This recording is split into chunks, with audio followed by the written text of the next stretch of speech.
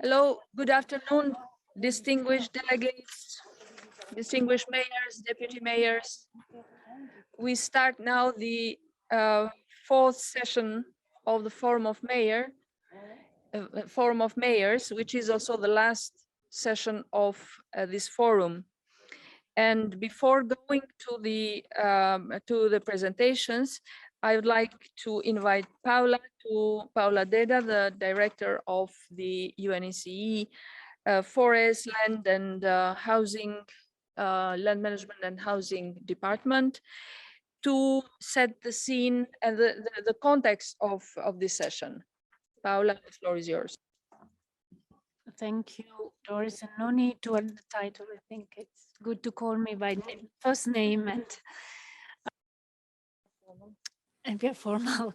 Thank you. Well, thank you. We are actually reaching the last session of the forum, Sustainable Urban Planning, the 15-minute city and smart urban development solutions. I think that actually, Madam Chair and co-moderators, is really where everything comes together, is how we plan the neighbors, how do we plan the community. So there are several linkages with the SDGs, SDG 2 on food security, SDG 3 health, 7 on energy, 9 on resilient infrastructure, 11 on sustainable urbanization, human settlements and transport, and SDG 15, access to green areas. Several links to the Geneva Declaration of Mayors as well, parts on resilience, climate action, transport, and inclusive cities. Just let me mention very quickly what are the essential elements of the community and that we would like to see, where everything can be reached, I should remind you, by 15 minutes walk. It's proximity, it's cultural diversity, it's the reduced use of cars and smart solutions. And I think that throughout the presentation so far, we have seen many examples of how mayors are trying to plan for these sustainable communities. Links with city planning are very important, in particular for design of these communities and these neighborhoods, is compact cities with amenities and essential service within a 15-minute walking distance or cycling distance, more city and bicycle lanes, more public spaces, and smart solution for city planning. Was this vision impacted by the effects of COVID-19? And are there COVID-related specific measures? Indeed, especially the use of urban apps that can facilitate the access to services, so making sure that we get where we are supposed to go in 15 minutes, as well, of course, the proximity of services, so proximity of services near our homes. I stop it here because I think we will have several case studies are going to be very interesting and translated the theory I just read to you into practice. Thank you, Paula, for setting the context of this session. And I'd like to introduce the co-moderator of today, Mr. Pekka Timonen, which is mayor of Lahti in Finland, and myself that will be together co-moderating. And I give now the floor to Pekka to announce the first speaker. Thank you, and thank you, Doris, and also welcome to this session on my behalf. And please do not hesitate to also participate to discussion or pose questions. So this afternoon we have excellent 10 presentations, or actually 9, and my presentation, to be honest. So 9 excellent presentations, and we are moving forward and start with welcoming Alec von Graffenried, Mayor of Bern here in Switzerland. Welcome, the floor is yours.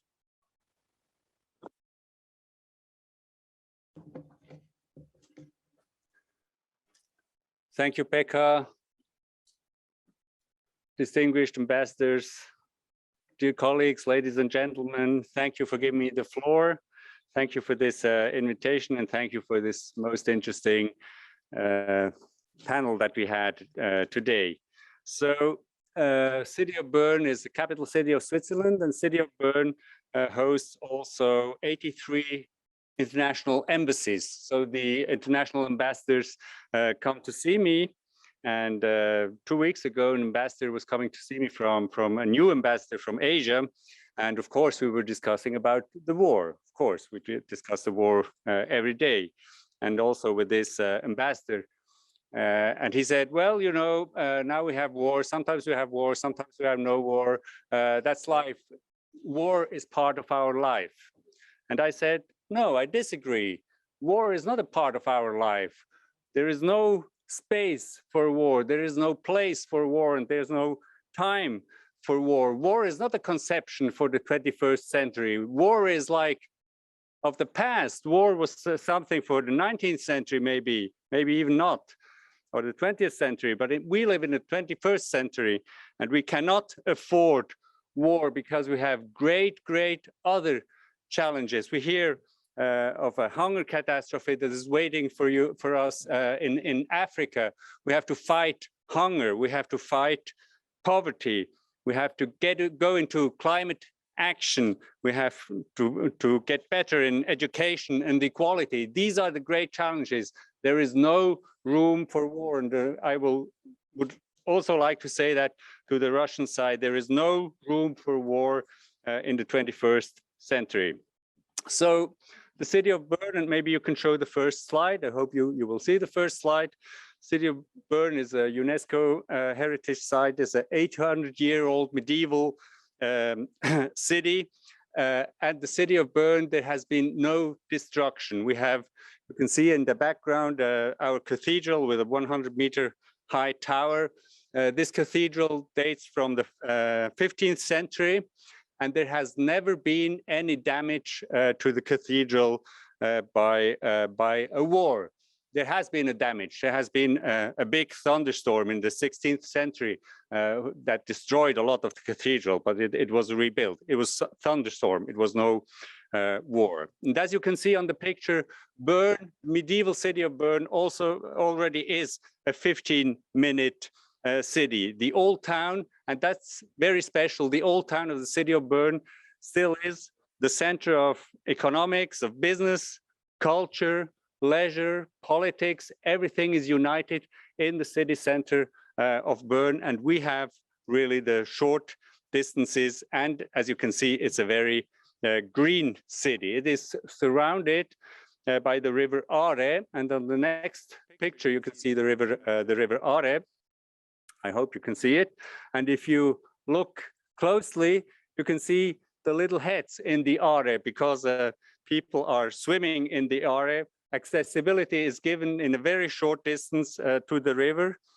And I want to tell you the story about the river because it's a great success story. You see swimmers in the river. When I was a little boy, and I must admit this is a long time ago because I'm a grandfather now. But when I was a little boy, swimming in the river was prohibited because the river was polluted. All the wastewater was let directly into the river. So there was no swimming possible in the river. And that's when environmental policy in Switzerland intervened and said all wastewaters in Switzerland must be treated. And we built a lot of wastewater treatment plants in Switzerland in the last 50 years. And today, when I go to the river, the water in the river is almost drinkable. I drink the water. Maybe it's not, maybe the specialists would say, that's not good for your health, but I drink the water in the river. It's no problem. And that's the biggest success story in environmental policy in Switzerland. Of course, we are also developing our city. We go to the next slide.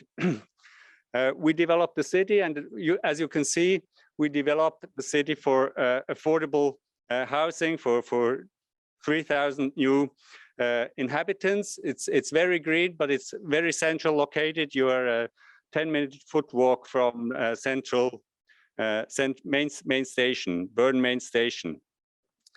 Now, this is not very spectacular that we built this new neighborhood, but the spectacular aspect you cannot see in the picture because it was before we had the whole plan. We were talking to the people. we are building for the people, but we are building with the people. We had at least 50 workshops with at least 300 people.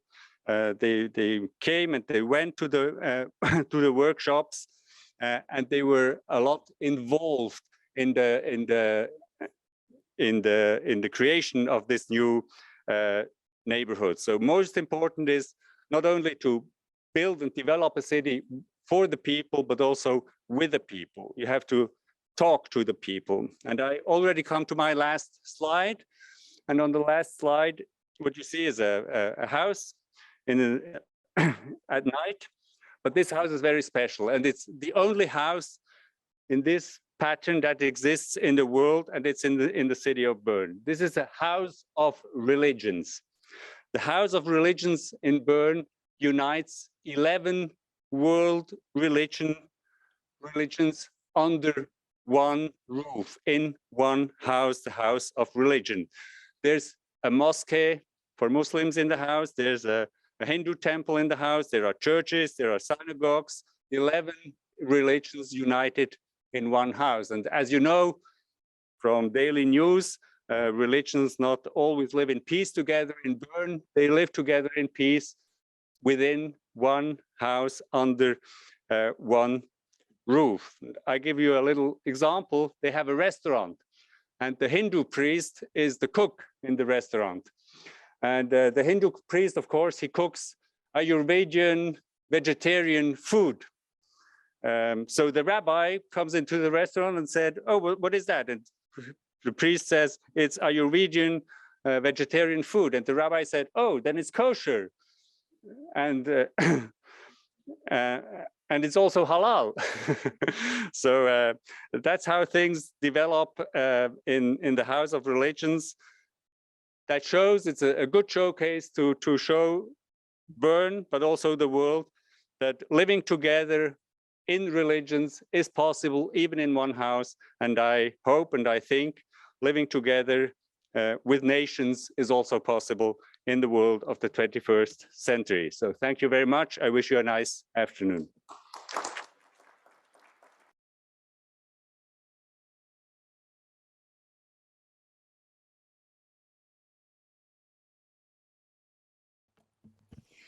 Well, thank you, Mr.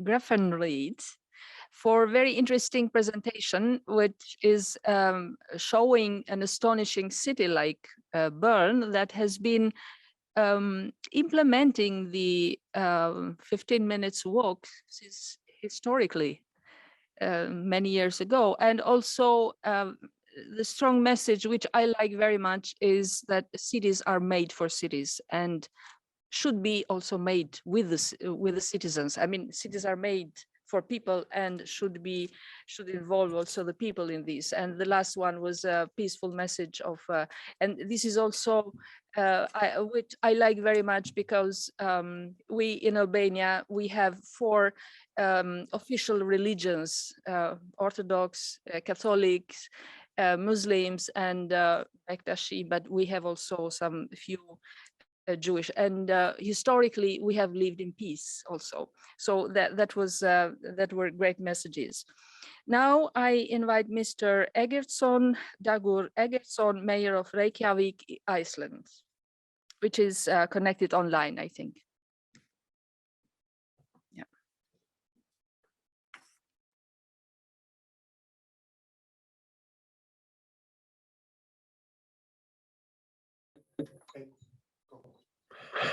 Thank you very much. I send you greetings from Reykjavik. I could unfortunately not be with you at the conference, but it's thrilling to discuss sustainability and urban planning.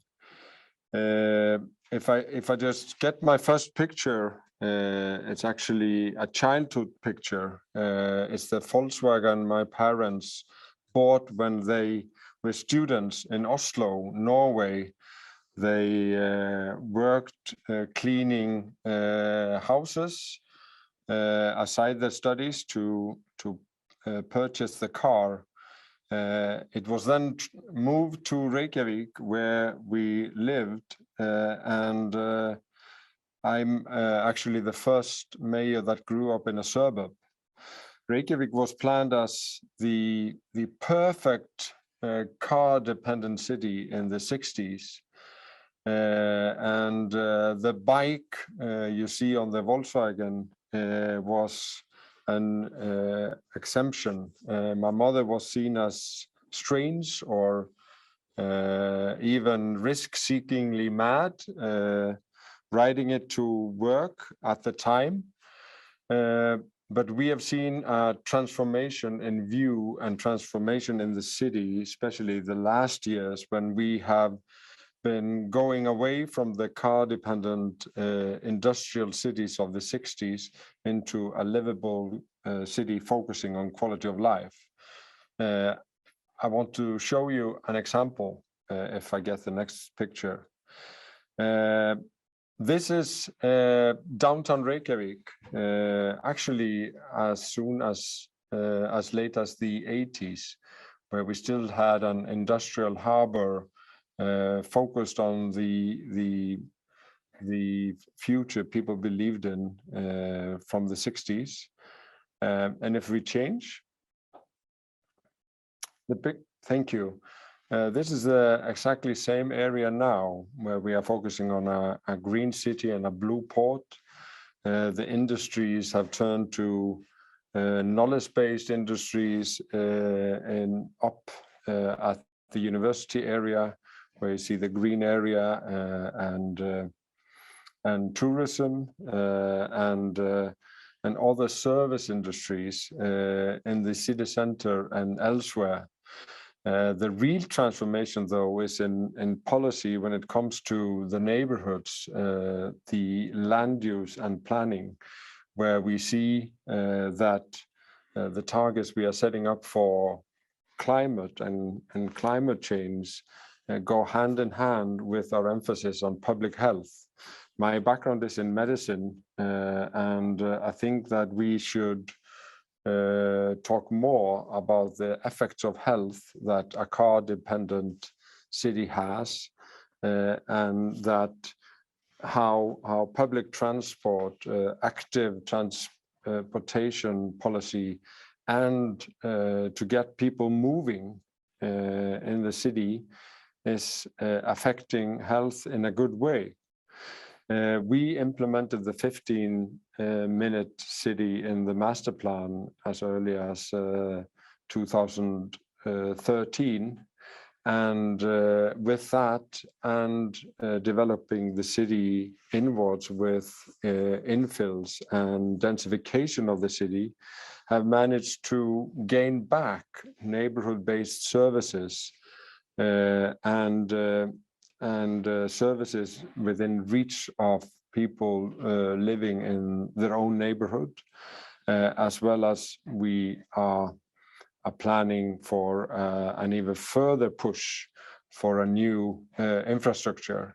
Instead of the car-based city of the 60s, where we planned, as you see on the picture, a road going second level through the old town, destroying it. This has now been torn down, and the area has changed into an area focusing on quality of life. So I picked those pictures as an example for a transformation of a city from the 60s to the time we are living on. I'm not saying it's always easy, at least not politically, but I think that the future lies in a strategy that goes hand in hand to tackle climate change, to promote public health, and a good quality of life in our neighborhoods and the city as a whole. Thank you very much.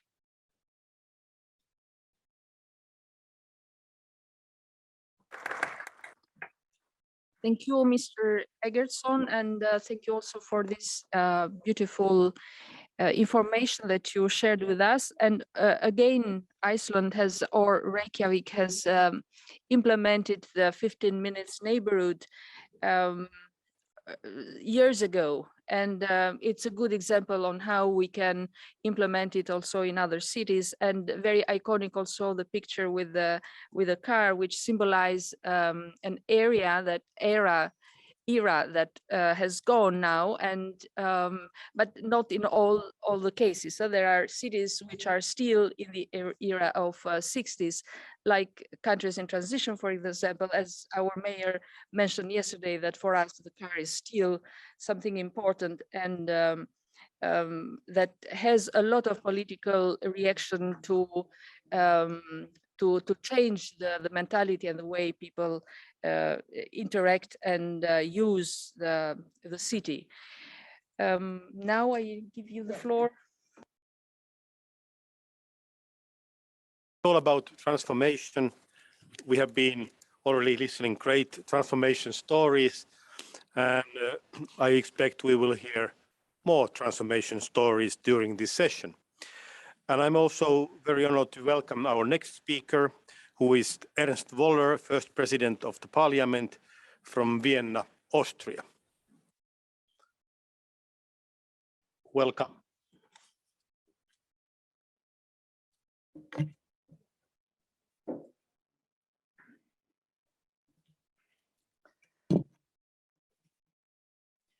Ladies and gentlemen, thank you very much for inviting me. It's a pleasure and privilege to address this high-level forum today. And I'm particularly grateful we have the opportunity to meet in real life and not only just online. The Mayor of Vienna, Michael Ludwig, sends his greetings and very best wishes for a successful exchange among experts at this forum. Let me start with a cheery picture, which was taken a few weeks ago on a sunny day in February. It shows Vienna City Hall and the public ice skating rink on the square in front of it, which is highly appreciated by the Viennese and our guests and open to school groups free of charge. Vienna is full of public spaces for the recreation of its inhabitants, a fact that has been greatly estimated during Corona lockdowns. The city of Vienna has so far managed to get very well through the COVID-19 pandemic by adopting and implementing a comprehensive package of measures. The main pillars of the strategy were public vaccination centers and free test centers offering goggle tests in various locations throughout the city. These measures have proven successful in keeping the population as safe as possible from the virus, helping to contain the virus and keeping the burden on intensive care units down as far as possible. Vienna has always taken a cautious approach in order to protect everyone from the disease by implementing the strictest access restrictions in Austria, and we remain committed to this approach. After all, the pandemic is not over yet. As a whole, the local population has been very accepting and supportive of these measures. The successful strategy for containing COVID-19 mainly relies on the system of services of general interest in Vienna and on the city's excellent healthcare system. Services of general economic interest are essential for the wholesome development of our city. Vienna has certainly managed to set a positive example here in recent years. As a result, it has been ranked the world's most livable city for 10 years in a row. This fact is all the more remarkable given that the Austrian capital is in a phase of dynamic growth. Its population has increased by 400,000 people over the past 20 years. Moreover, population growth has been matched with increasing quality of life and a very ambitious climate protection program.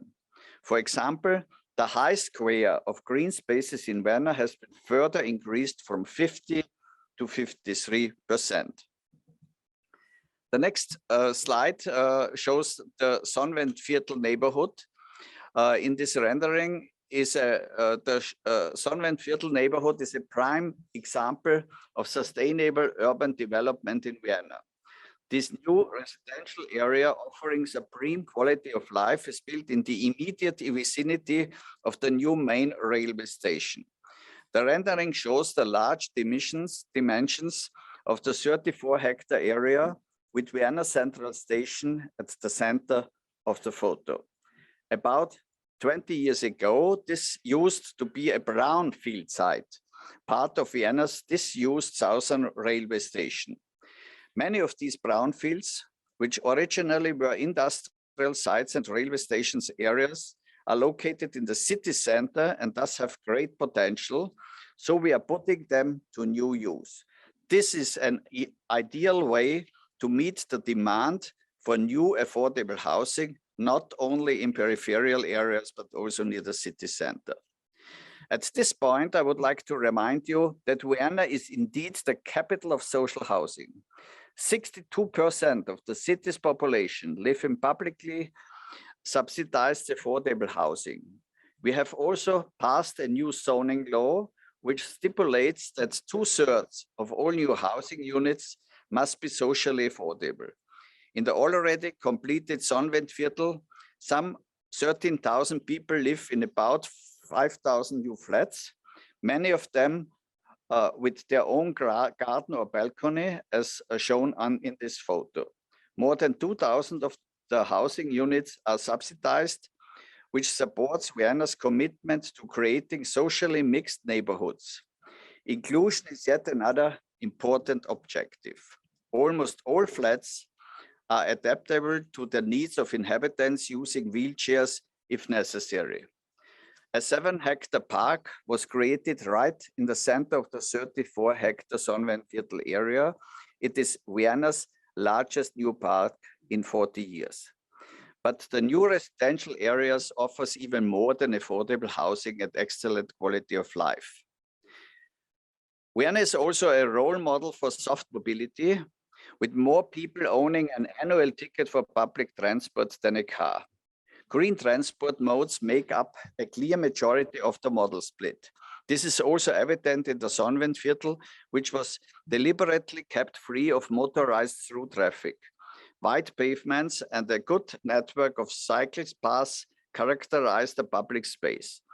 Cars are parked in collective garages with much less on-street parking or even none in some parts of the area.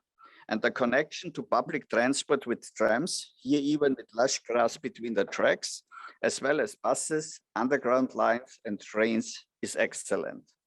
By the way, I would like to mention that the annual ticket for a public transport in Vienna costs exactly 365 euros a year. That makes €1 a day for traveling across Vienna.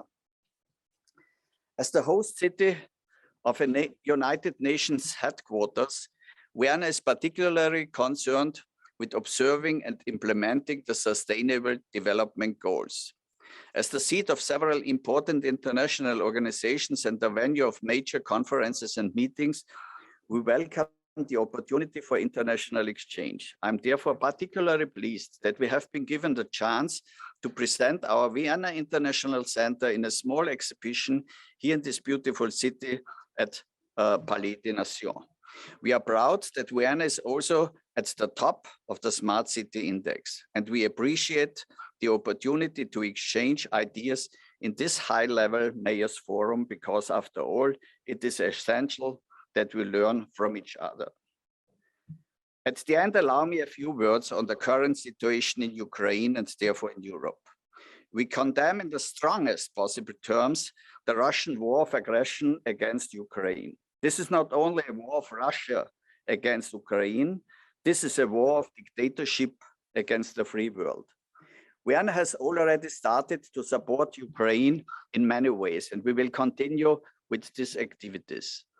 Already now, Vienna has given shelter to more than 20,000 refugees, and we all are ready to continue offering help, also by increasing support to the suffering civil population of Ukraine. Let us stand together in Europe in full solidarity with the Ukrainian people. Thank you very much for your attention.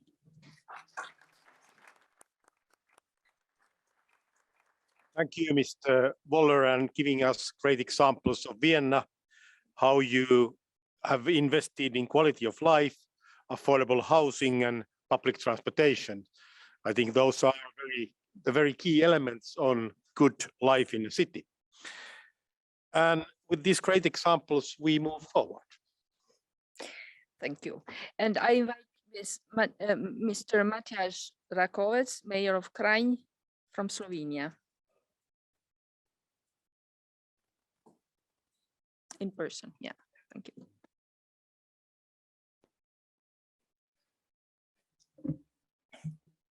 Okay, the mayors, dear deputy mayors, dear friends, dear guests, I'm also very pleased to be part of this great event. But allow me to start my presentation with one simple question. Have one of you ever tried to drive 500 kilometers on a highway with an electric car? I think no one. I did it 2 months ago when traveling with my family from my city, Kranj, to the coastal city of Split in Dalmatia. We have traveled there many times, and it took us about five and a half hours with our conventional car, which we owned that time. The ride was very fast because I really like to drive fast. It was also very, very therefore stressful and nervous, with no stop, or maybe one if my wife insisted. I hope she doesn't hear me. But with an electric car, believe me, the ride was completely different. It is true that it takes us half as long time we needed before, but it was a very pleasant ride and not stressful at all. I even had time to talk with my family.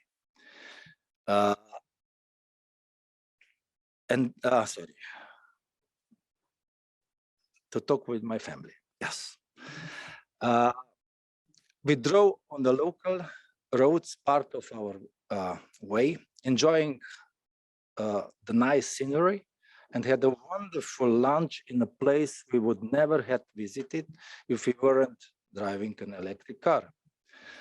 And as a mayor of the third largest city in Slovenia, I would like to change to the city in a similar way, with the goal to make life more pleasant and joyful for my citizens, less stressful, and therefore happier, because besides being environmentally friendly, our family trip to Split has shown me that a simple electric car is much more than just being sustainable.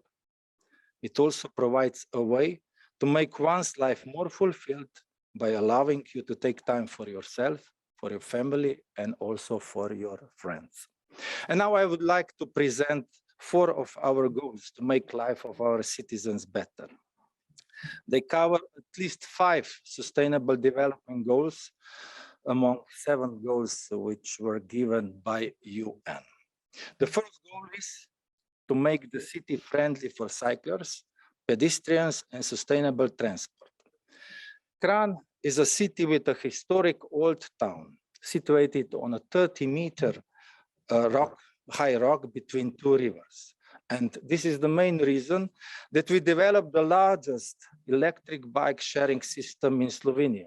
Furthermore, in the city center operates an electric minibus free of charge, and 2 electric tricycles as a part of bike sharing system can be used for transporting different items in the city center.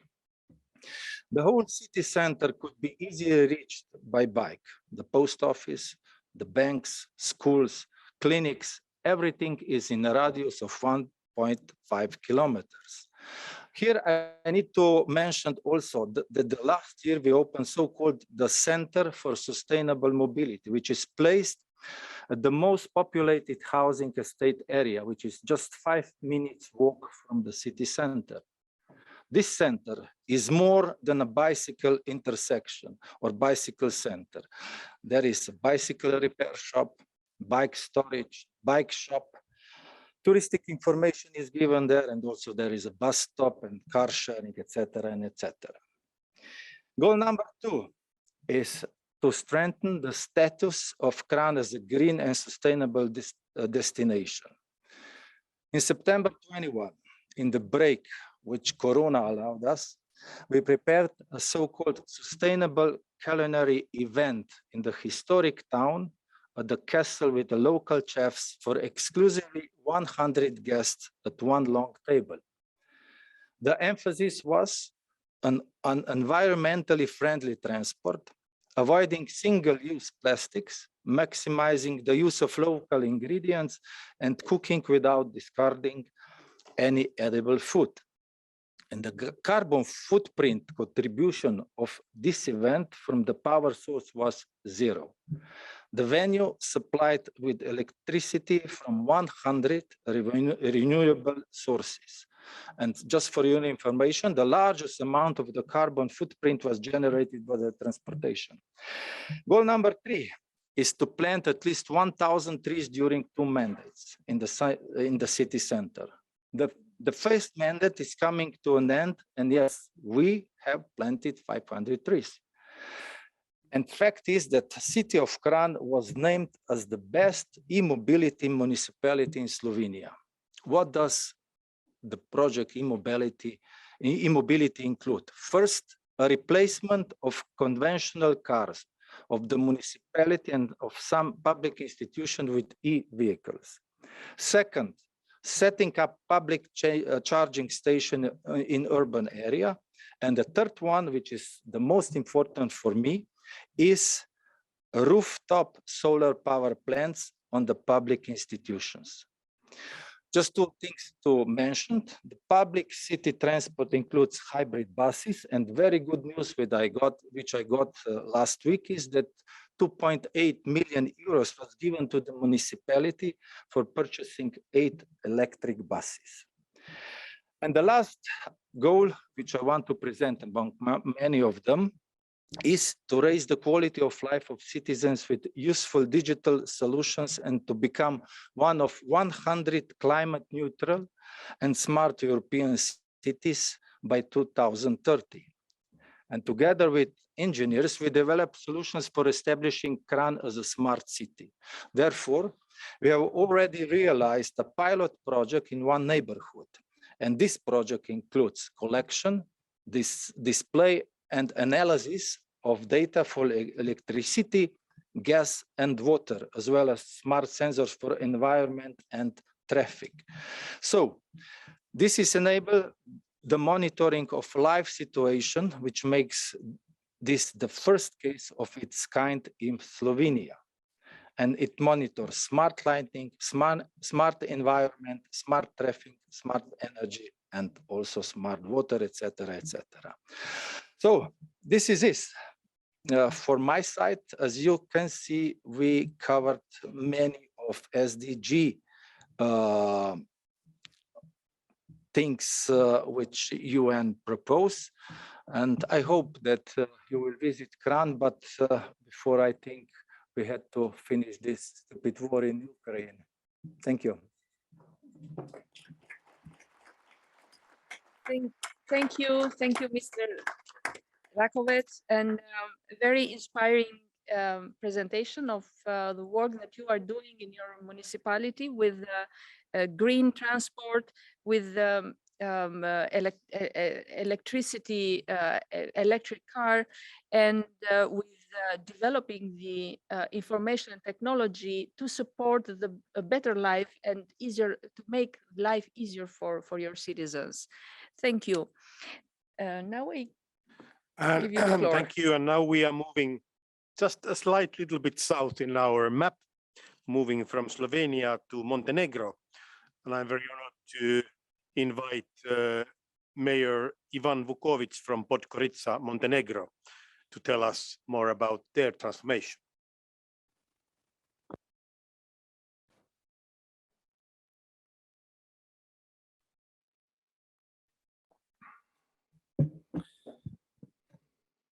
Thank you very much.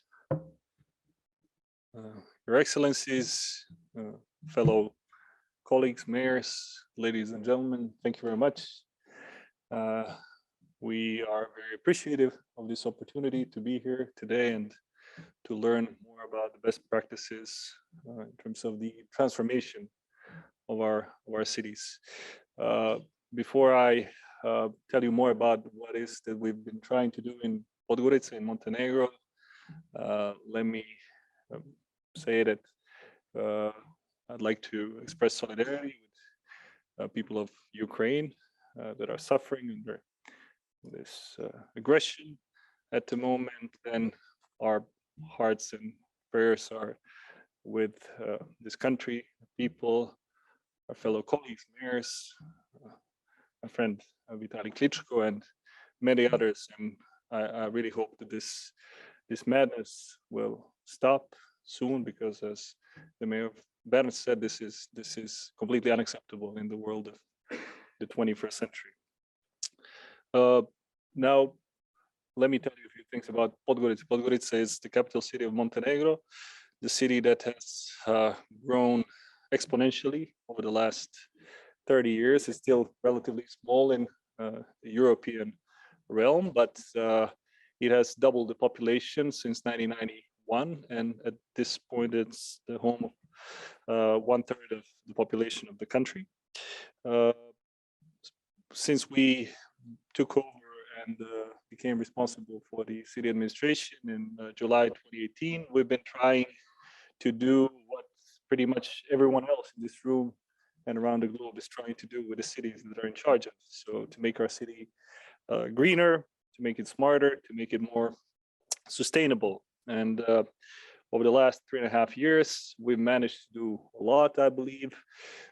Among other things, we have created nearly 200,000 meters square of new green areas in our city, which was recognized by the European Environment Agency. So the latest report puts Podgorica the 5th place in terms of the urban green areas in Europe, something that we're extremely proud of.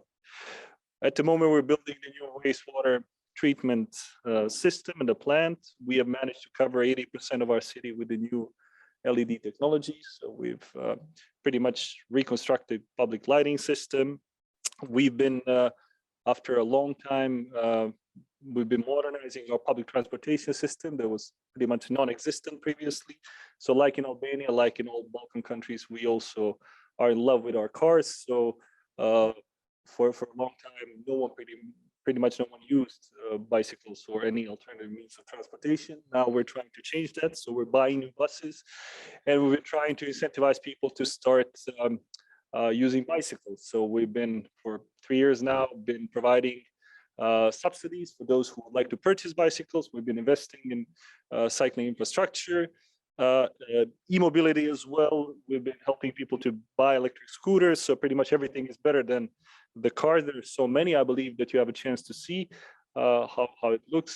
So we pretty much on a map, we're showing the center of the city. We marked in orange all the streets that are used for parking. You can see how many cars there are, and the problems that these cars are making are easily imaginable for people that are in charge of these processes.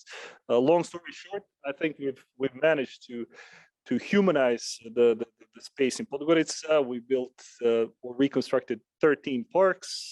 We built 42 playgrounds, 66 sport courts. So we've been trying to revive different parts of the city, thereby following the logic of the 15-minute city. What makes Podgorica very specific, and I think different from most of the cities whose representatives we had a chance to hear today, is the state of a city center.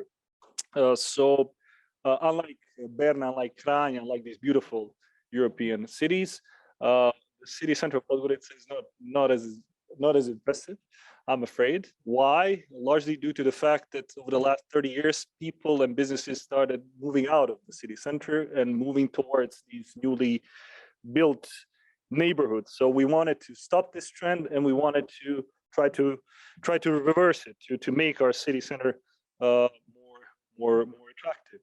So we, in light of the huge number of cars, that we have in that part of the city and everywhere else, we embarked on the mission of closing the city center for cars, which, as you can imagine, was not easy and was not popular.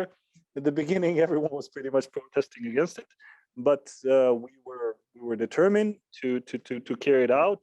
And as a result, you can see one good example of the transformation of one of the streets that used to be kind of used for parking, and now it's a pedestrian zone, and it's the most popular street in Podgorica. And as you can imagine, now a year and a half later, if you ask those people who had been protesting, what do they think about it now? Everyone loves it. So the point is, just we need to be courageous. We need to be persistent. At the same time, we have had in mind those who actually live in the city center and those who are doing business in the city center. Those people suffer from the problem of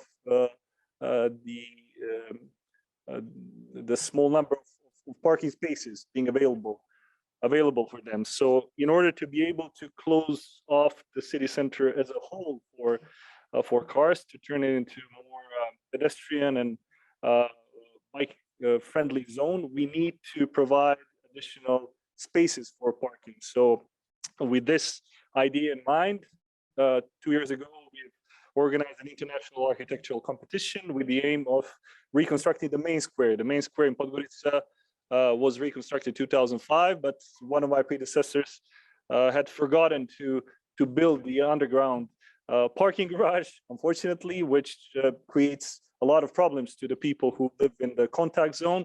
So with the aim of changing this state, we've, as I said, launched this international competition. We got some very good ideas about how we should change the way it looks, and first and foremost, how we should provide additional parking spaces for those who live in the center of the city.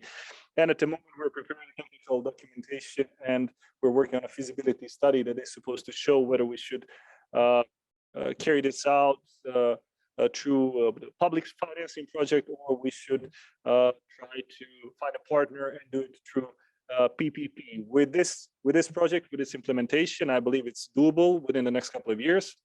We would be able to provide the missing parking spaces for those who, again, live in the center of the city, who would like to do business in the center of the city, who would like to visit the center of the city, and at the same time close pretty much all the other streets in the center for traffic, and thereby completely transforming the center of Podgorica and hopefully turning into something more likely to the beautiful examples that we had a chance to see today. I'd like to thank you very much for your attention.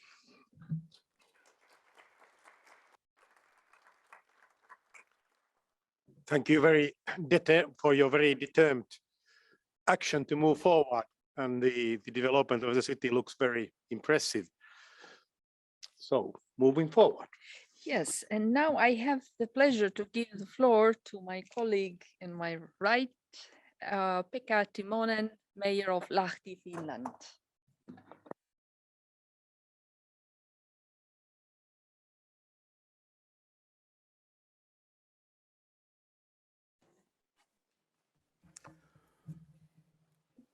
Dear colleagues, mayors, excellencies, ladies and gentlemen, it's my great pleasure to be here today and tell you more about transformation of the city of Lahti towards a more sustainable urban model.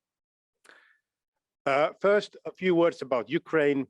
Coming from Finland, a European Union member country, which having 1,300 kilometers of common border with Russia, we of course feel very strongly about Ukraine and support Ukraine in its fight. In Lahti, we are not only providing shelter for a growing number of refugees, but we are also providing them free school lunches, daycare, everything what they need, implementing them very rapidly in our society and make them feel welcomed. I'm also very happy and touched by all the mayors who have, during this conference, have shown solidarity and support together. And now going to Lahti. Lahti is a northern city, 100 kilometers north from our capital, Helsinki. a center of an urban region of 200,000 people, and a city with a great transformation. It all started 35 years ago. City is by the lake, and the lake was the most polluted lake in Finland. And then people said, this is enough. We can't live like this. Now, after these 35 years, the lake is cleaned. We can enjoy the water, swim, eat the fish. And so the people of my city have a very concrete example how environmental actions make their city better. It's not only about facts and some numbers, facts and figures. It's about action, how you make your city better. And we have been transforming our city from brown to green.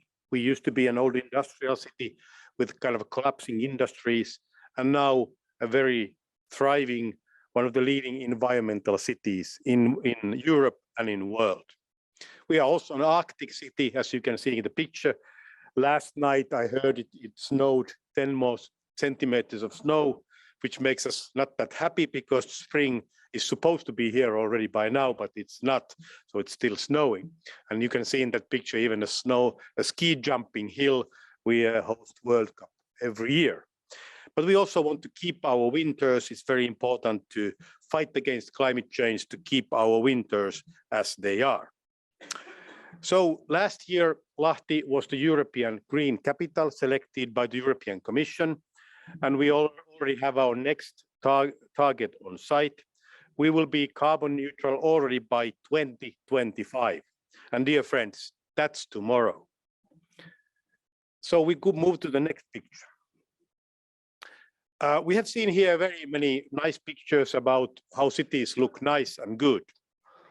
But I have to say you, the future city, the carbon neutral city, looks very much like the city of today. There will be not all those fancy trains and lots of buildings with green roofs. They are coming, yes. But in order to move to the carbon neutral cities and the sustainable urban models, we have to use cities as they are today. This picture tells an important story. The key elements in moving a more sustainable city are two main things: energy and transportation and traffic. This is our new power plant. It was built a few years ago with our own investment of 180 million euros. It provides emission-free district heating and electricity for the city. And so it just makes our targets becoming carbon neutral possible. We use bioenergy and other sources of energy that is rest as garbage somewhere else. So we have invested to turn the page in our city. We are also now working with the green hydrogen project, which would provide us an additional possibility to say goodbye the rest of the fossil fuels we are still using. So energy is big. Energy doesn't mean that you have a fancy building or a beautiful square. It means that your city has a source of sustainable energy. And we as an Arctic city, we need a lot of energy for heating. Next picture. So this is a bus. This is an electric bus. So moving from energy to traffic and transportation. We are now very rapidly in my city moving from old diesel buses to have a public transportation based on electric buses. Already 30% of our buses are electric, and within a few years, 100% of them are. And I give you a very interesting example. When we made the decision to move to the electric buses, we thought this will be a bit more expensive, but it's not. To our surprise, we found out that running a public transportation with electric buses is actually cheaper. Why is that? The answer is the resale value. Many people, we tender the operators, and the operators tell us today that the resale value of a diesel bus after 10 years is something that nobody can't predict. But the resale value of an electric bus, they know it exists. So running your public transportation with electric buses is already now cheaper than running it with the diesel bus. We also have a cluster of electrification of traffic. So we are home for several companies working in the field of making our traffic more electric.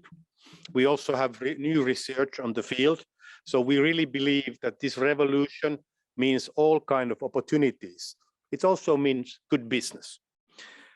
And of course, not to mention the infrastructure we need in order to have a very fluent and functioning electric traffic. And not only personal cars, but also heavy traffic. And of course, our city bikes are electric. We are a very hilly city. So having a bike without electric help is not a very good idea.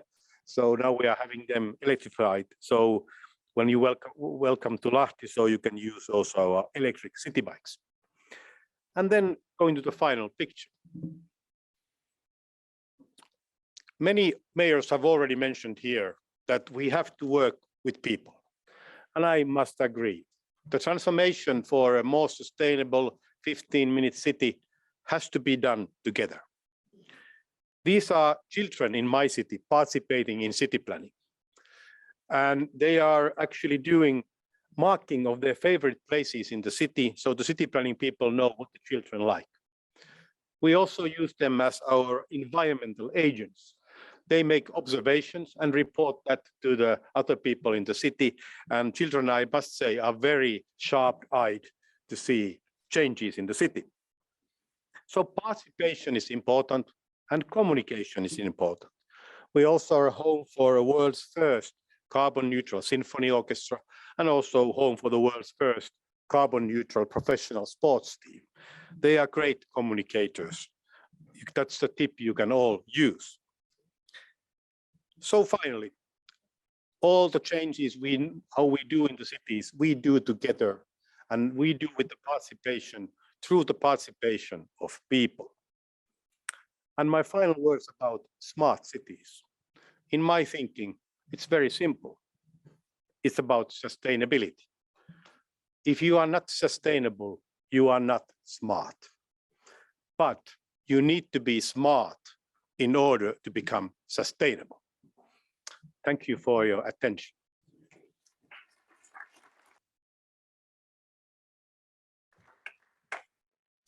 Thank you, Pekka, for the information that you shared with us about the Lahti and how the city has been transformed from, from a city that has been using before, as all of us, normal and diesel cars into more electric and more sustainable way of transport. And some important messages that we need actions to make cities better. Using perhaps is not the right word, but support or supporting the children, being supported by children in all our activities, because children are best messengers for the future, and they at the same time they learn and they are educated how to better act and interact in the city. So thank you. Now it's your turn. Thank you, and it's my great pleasure to invite our next presentation on floor, and we are moving to Romania, where Gabriel Plesa, Mayor of Alba Iulia, is coming to present his presentation. The floor is yours. Welcome. Doamnelor și domnilor primari, onorată asistență, în primul și în primul rând, vreau să vă spun că a doua zi după invazia Federației Ruse în Ucraina, we do not have Romanian interpretation.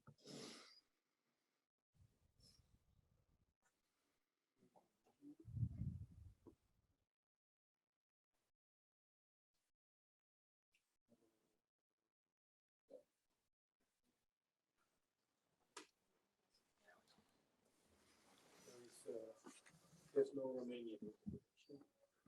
I will translate into English. translate in English. So we have a translation coming from there. So please go on. Doamnelor și domnilor primari, onorată asistență, trebuie să vă spun că încă de a doua zi după invazia Federației Ruse în Ucraina, I would like to say first and foremost that on the first day of the Russian invasion in Ukraine. Refugiate. Alba Iulia municipality joined the efforts of supporting the population, the Ukrainian population. Avem refugiați găzduiți în oraș la această oră At this very moment, we are hosting Ukrainian refugees in the city.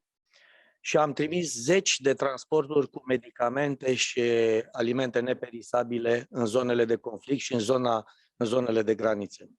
And we have sent so far dozens of transports of medicine, food and supplies to the Ukrainian areas. Suntem și înfrățiți cu un oraș din Ucraina, aflat în nord-est, orașul Luci. We are also twinned with the city in Ukraine, near Poland, the city of Luch. Mulțumim pe această cale și orașelor înfrățite din Europa care ne-au trimis în permanență alimente și medicamente. With this occasion, we also thank the twinning cities in Europe, which have provided us aid in food and medicine supplies. Municipiul Alba Iulia este situat în inima României, în inima Transilvaniei și este un oraș simbol al României. The heart of Transylvania is a symbol city of Romania of national significance due to the historical events that have left their mark on our city. Cu mare însemnătate datorită evenimentelor istorice care au avut loc.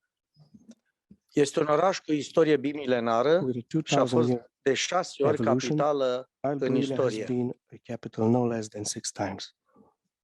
În Alba Iulia există cea mai mare cetate de tip Vauban din România, construită între anii In Alba Iulia, there is the largest Vauban type fortress in 1715-1738 Romania, built between 1715 and 1738, și restaurată cu fonduri europene în valoare de circa 70 de milioane de restored with euro, EU funds worth around 70 million euros in the last 10 years. accesați în ultimii 10 ani.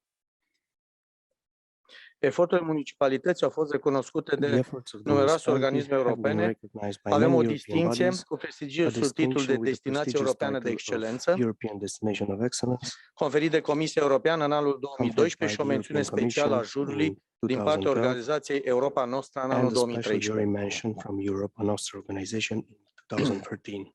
De asemenea, Alba Iulia a devenit primul oraș Smart City din România în anul Alba 2018, Iulia became the first smart city in Romania in 2018, cu ocazia aniversării centenarului Unirii on României the Mari. occasion of the anniversary of the centenary event of Romania. Eveniment care l-a marcat prin implementarea peste An event marked by the 100 de soluții de implementation of Smart over City în 100 parteneriat smart city cu solutions actori in privați. partnership with private sectors.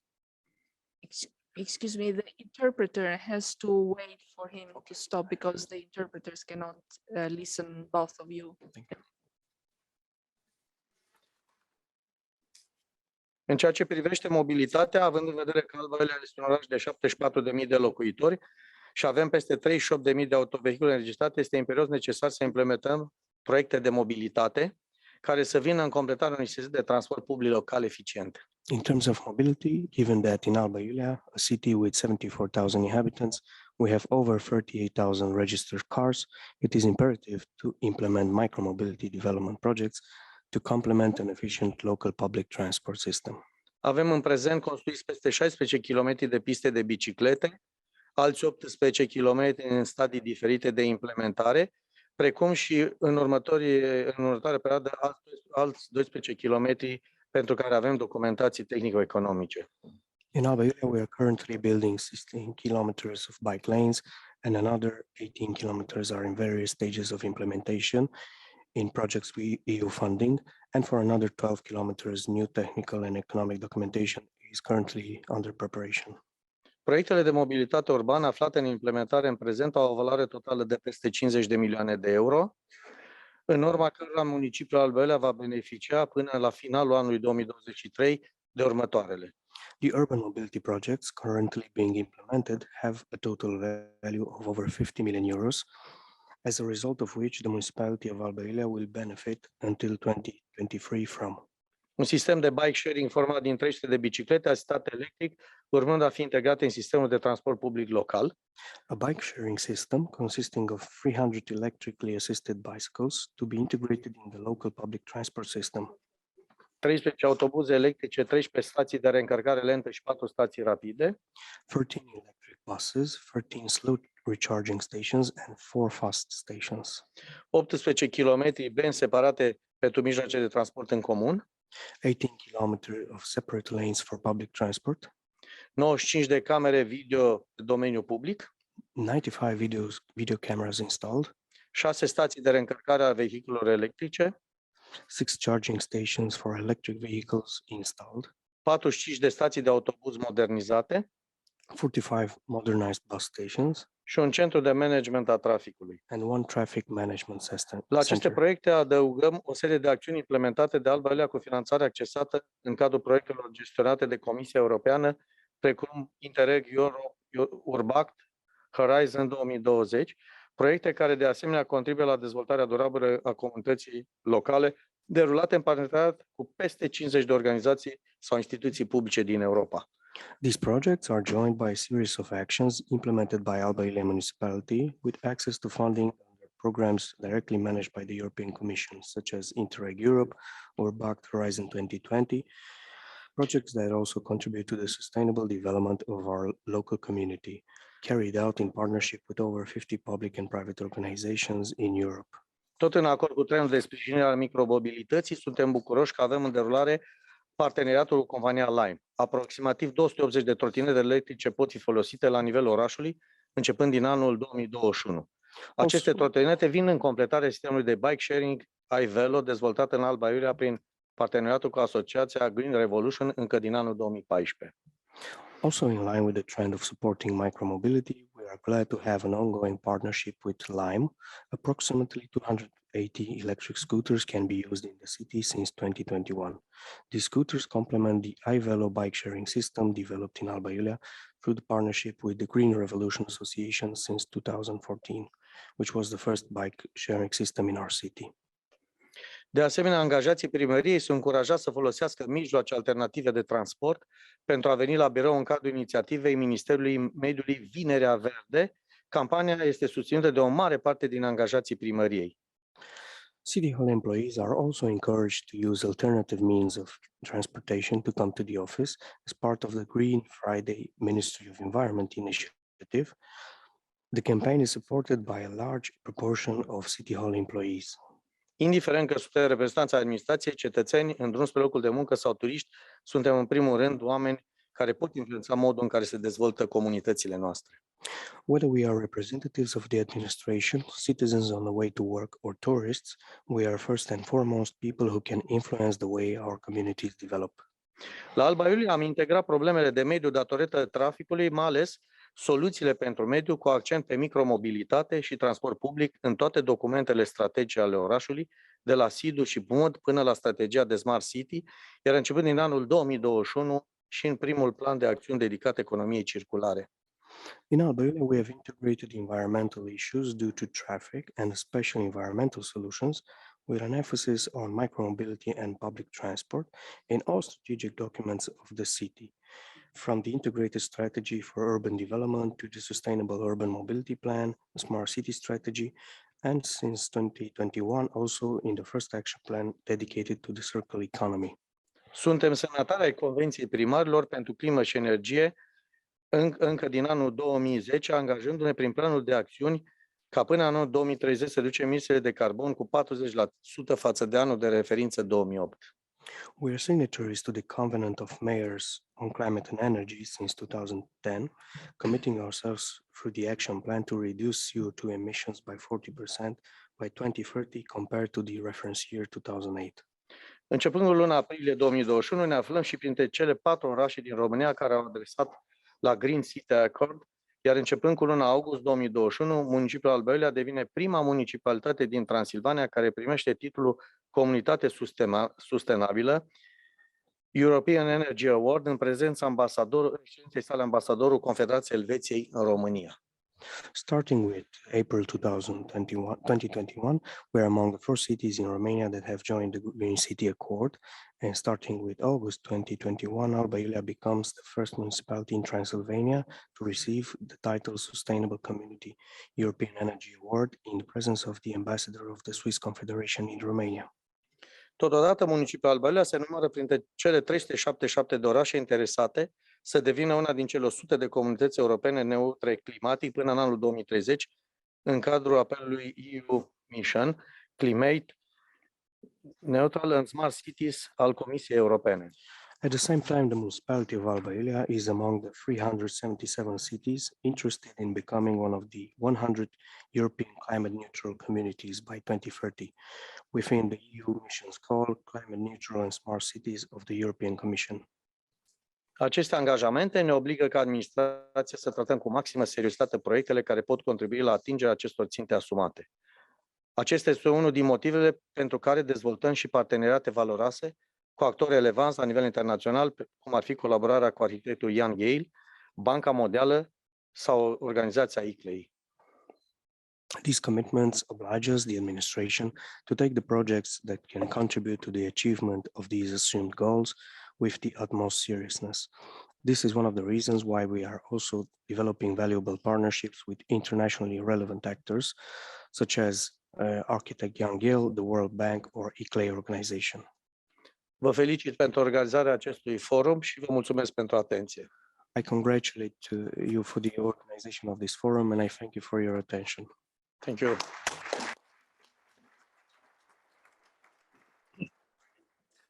Thank you, Mr. Mayor from Gabriel Plesa from Alba Iulia in Romania. And I must say, cities are definitely changing, and they are changing faster than we probably thought. And also very encouraging speeches here today about how cities are really not only writing papers, but also doing action. And I guess we are hearing more action from other parts of the world. That's moving forward. Well, now we will travel out of our region and we go to South America, where we will have as a guest Mr. Dario Sadi, Mayor of Campinas from Brazil. So, Mr. Campinas, the floor is yours. Bom dia a todos e a todas. Bom dia no Brasil, boa tarde quem está em Genebra. Eu sou o Dario Sadi, prefeito da cidade de Campinas. Campinas é uma cidade No interpretation from Portuguese in this meeting. Centro de uma região metropolitana de 3,3 milhões de habitantes e é uma cidade que tem uma preocupação muito grande com o desenvolvimento sustentável. Tanto que é a cidade brasileira, a primeira cidade brasileira que é reconhecida pelo Escritório das Nações Unidas para a redução de riscos e desastres como centro de resiliência. Good morning from Brazil. Good afternoon from Geneva. We are here with Mayor Dario Sadi to introduce a little bit about Campinas. Campinas is a city of 1.3 million people, and it's located in the metropolitan region of 3.3 inhabitants also. And Campinas was recognized as the first city by the United Nations Office as a resilient city. Nossa apresentação hoje será do nosso plano de inovação e desenvolvimento sustentável.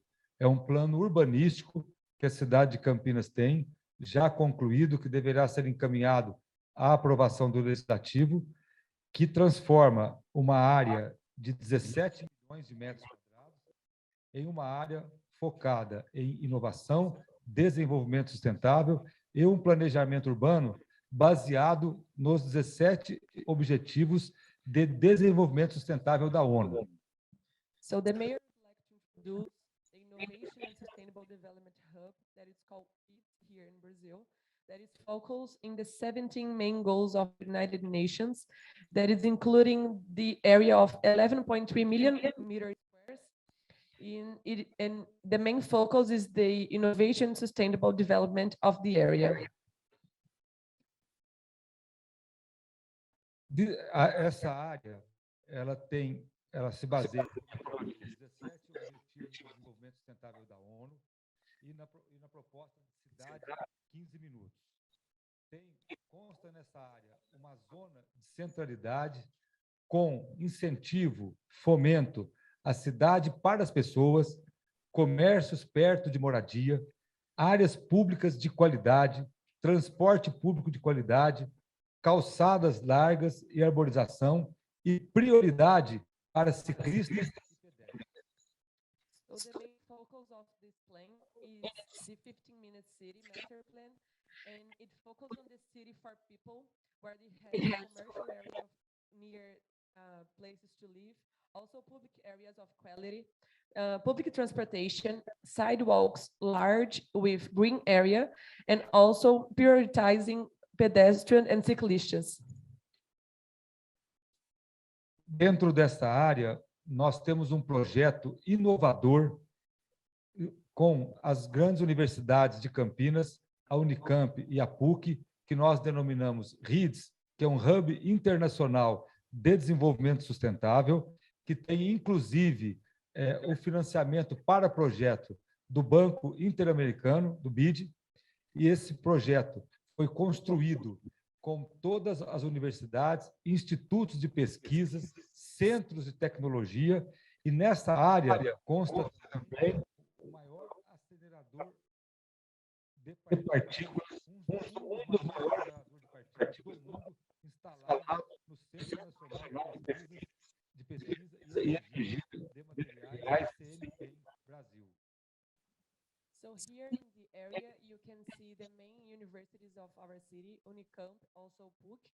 Here also you can see the urban city where people can live. Around here, you also have a technological area called Sirius.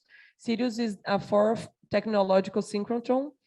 And this all area includes the intelligent solutions for a 15-minute city.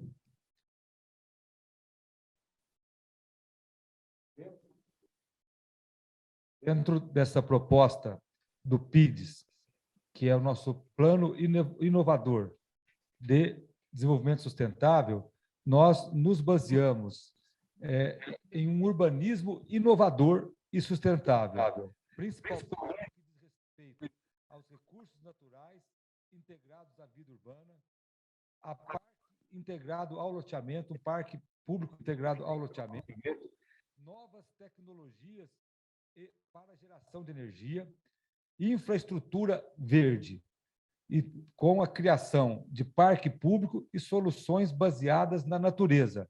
Esse são os fatores que norteiam essa proposta de uma nova centralidade urbanística na cidade de Campinas.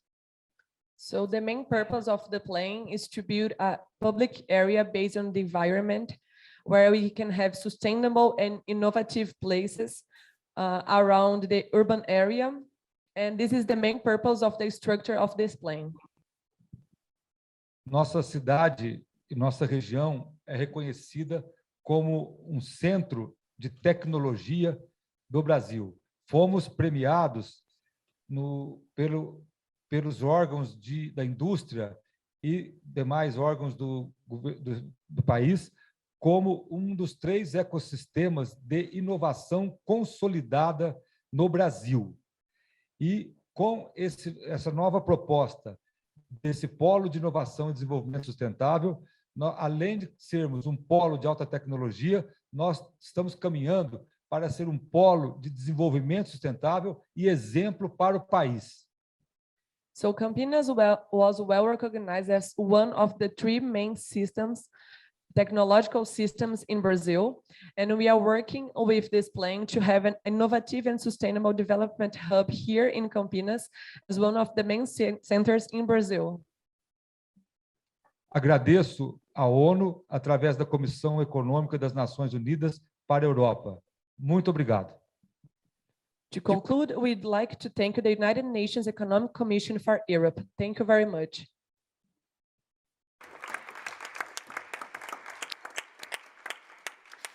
Thank you also for accepting our invitation to share with us the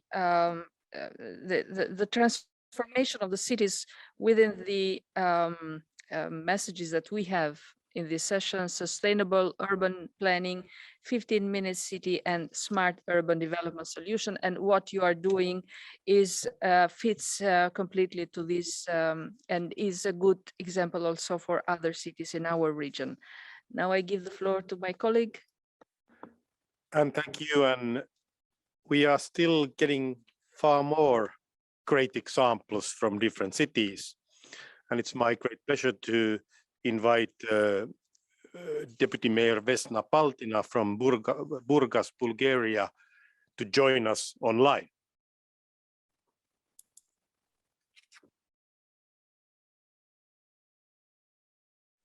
Dear mayors and city representatives, ladies and gentlemen, please allow me to start with our special thanks to United Nations Economic Commission for Europe for inviting the city of Burgas to participate in this forum and share with you our experience and vision.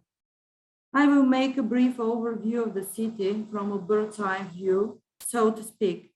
It is easy to dispense with the dry facts. With a population of about 200,000 people, Burgas is the fourth largest city in Bulgaria. Situated on the Black Sea coast, it is an important economic, logistic, and tourist center. It accounts for 4.7% of the country's GDP. Its airport is one of the busiest in the summer, taking in tourists from all over the world. Before the COVID-19 pandemic, about 3.3 million passengers passed through it. Around 43% of the municipal territory is included in the Natura 2000 network of protected zones. The city is surrounded by 3 lakes, which together with their adjacent wetland zones, provide nesting grounds and resting areas for many birds.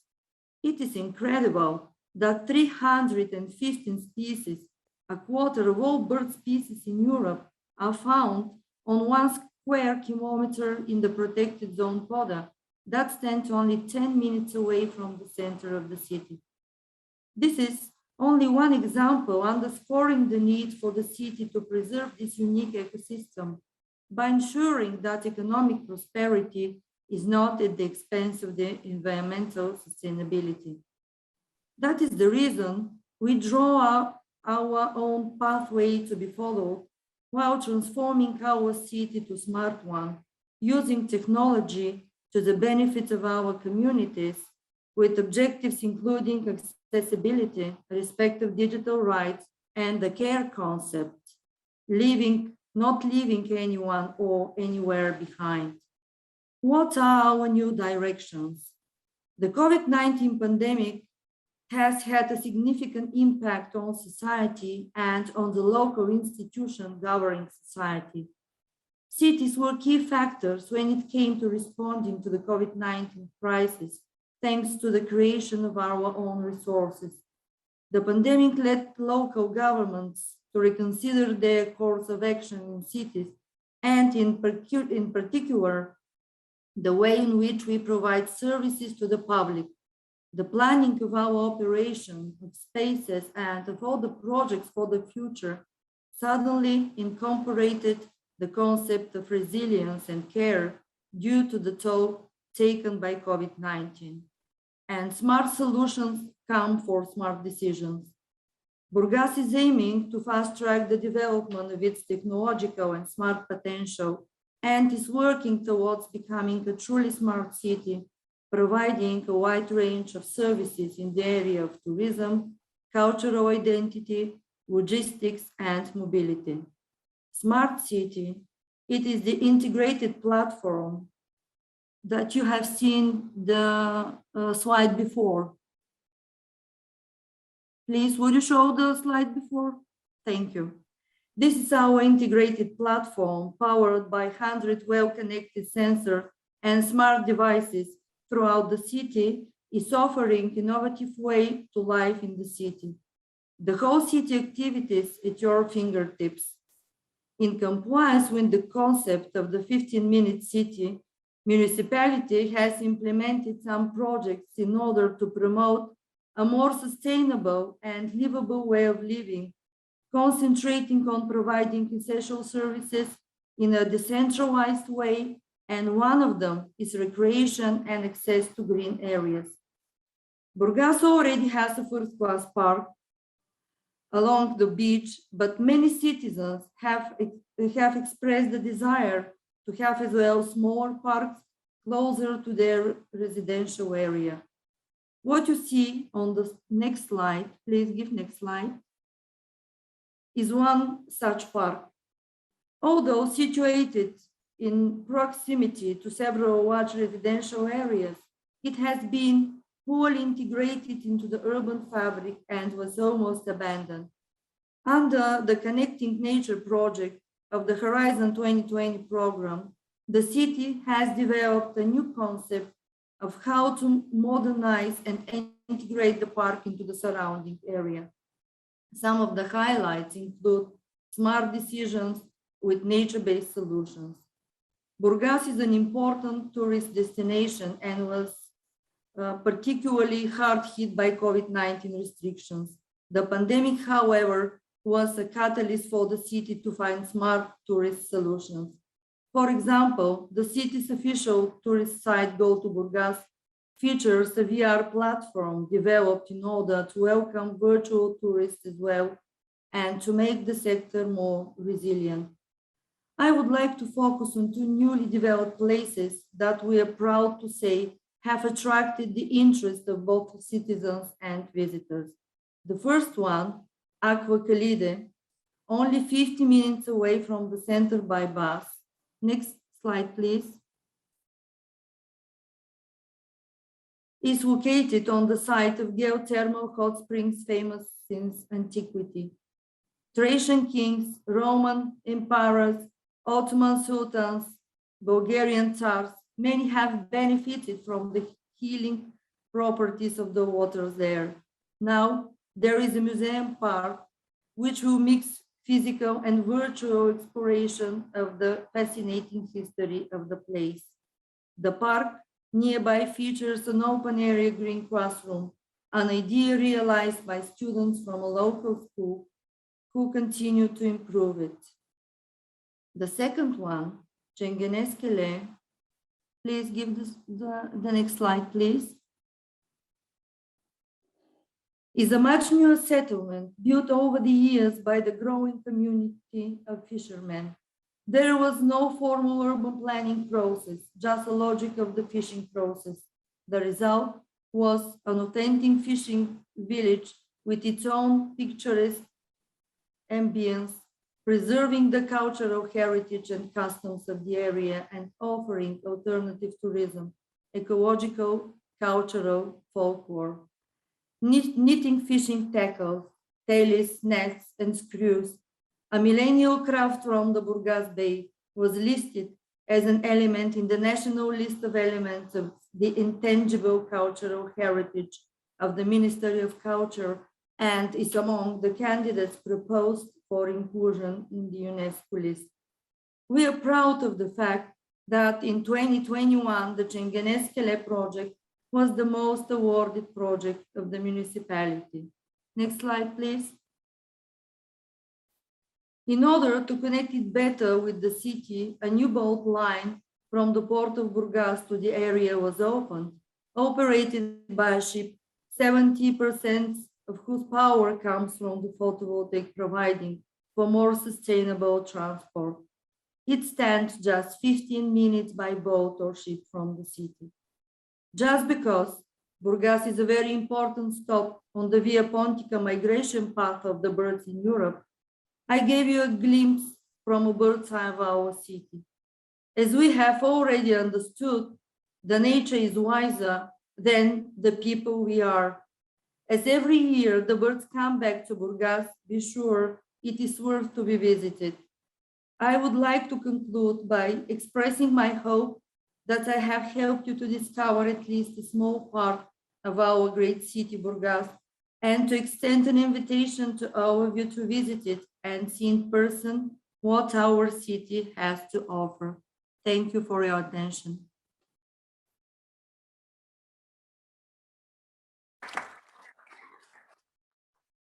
Thank you, Deputy Mayor Vesna Baltina. And I took one very interesting sentence from her great presentation. It was also about resilience, how COVID was actually accelerating the change in the city. And this is something what we might find more and more in the future, how when people had time to a little bit reconsider how they move forward, they find new ways and new solutions. Thank you for that and raising up that thought with us. And we still have some good things to come.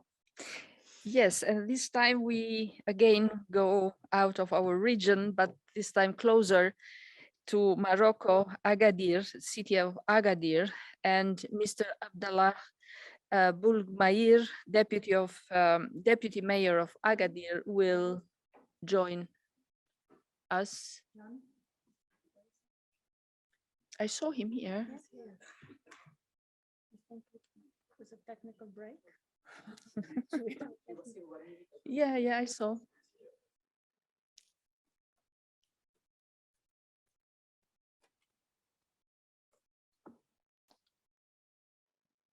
We are so efficient that we are moving forward with a great speed. Well, yeah, but we still have one more speaker, so we wait a bit. Yes. Does anyone have any questions or comments or other Yeah, things? Meanwhile, that would be a great place now to have that. Anything that you found interesting from the presentations or any questions you might want to ask, please feel free to do that.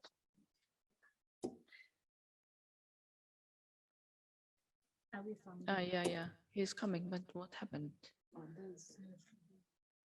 Okay, we are moving.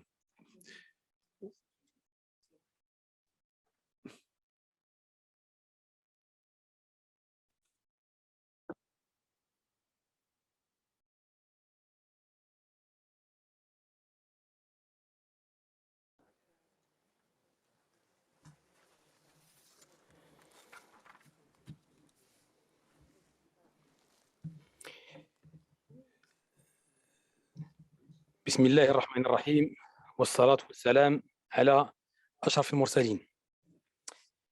Dear Excellency, it's a great honor to be with you in the second forum of Mayors 2022. In the name of His Excellency Mr. Aziz Akhnouch, the Mayor of Agadir City, His Excellency is the Chief of Moroccan government too. Monsieur, Dame, je suis ravi d'être parmi vous. Ladies and gentlemen, I'm delighted to be with you today for such an important topic.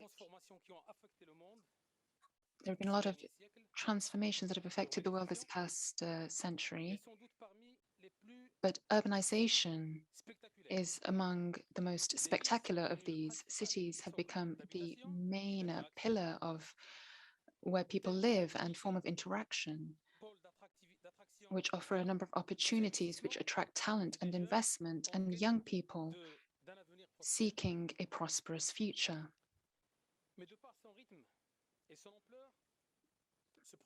But this urbanization process is accompanied by unprecedented challenges, demographic pressure, and shocks caused by climate change, oblige cities to renew and to implement actions aiming to improve adaptation and resilience.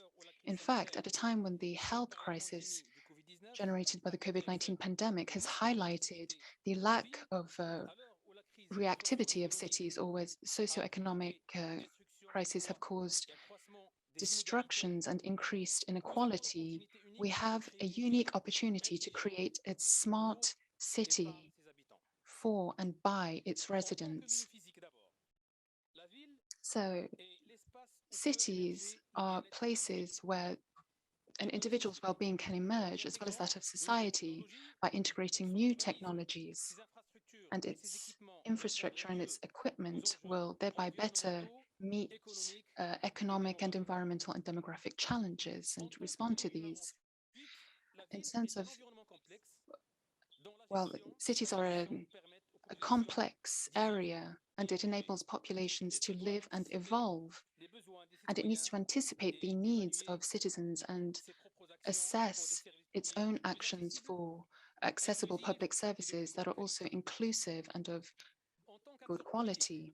And as a political stakeholder, the city is at the heart of its citizens, and it creates effective communication with all social stakeholders.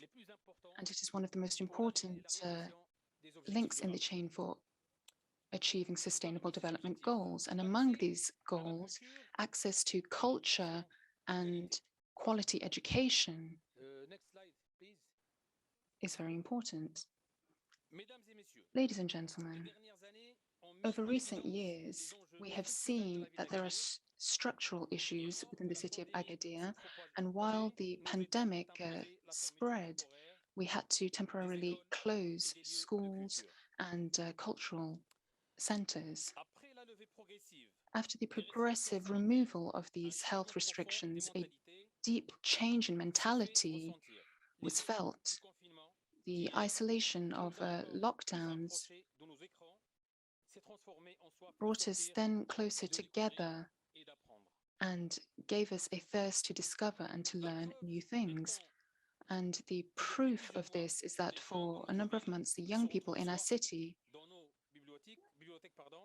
are visiting our libraries, which are now saturated, or they go to cafes to read and study.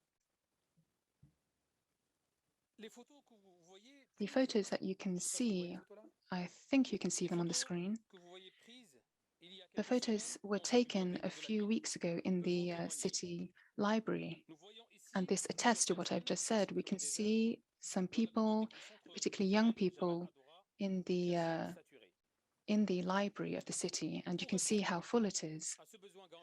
To respond to these growing demands, its population is growing at twice the rate of the national population, and so we need to create a public reading network, and we want to create a place where people are open-minded, whether it's innovation,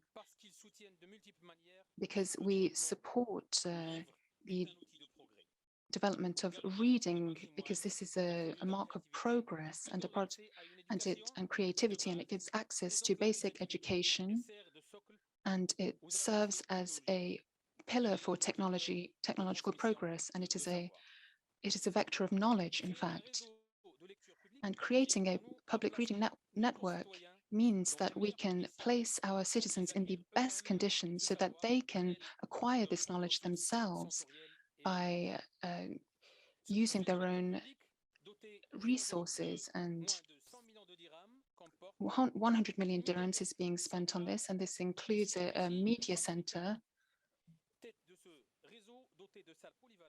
and it will be used for a number of different reasons. It will provide e-learning, it will be a library, and it will be a center for documents. There will be 11 reading areas. There will be a communal library, and they will each contain between 5,000 and 10,000 works, and there will be a space for working and e-learning and reading. And then there will be an area that is designed in a traditional architecture of Berbers. And there will also be a bibliobus that will move across the city, and that will go to citizens who are not able to get to the library for certain reasons. The architecture and the material that is used for this different infrastructure responds to the energy efficiency demands, and also inclusion and urban mobility. What is being proposed for each reading area is different and adapted to the needs of target populations, whether it be young children or adults. It aims to initiate learning and to diversify sources of knowledge and to promote research by providing a space for students to study as well. And these places which are being constructed at the moment are located across the town. It provides access for all residents as part of our efforts to create a 15-minute city.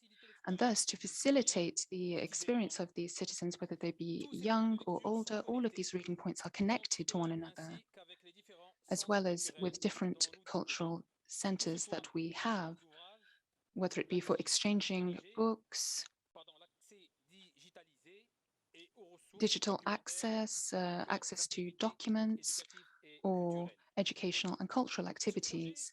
This project, which is so dear to our citizens, is a part of our new educational and cultural policy of the city, and it is also a part of this large multi-sectoral project, which is the Urban Development Plan, initiated under the presidency of His Majesty King Mohammed VI.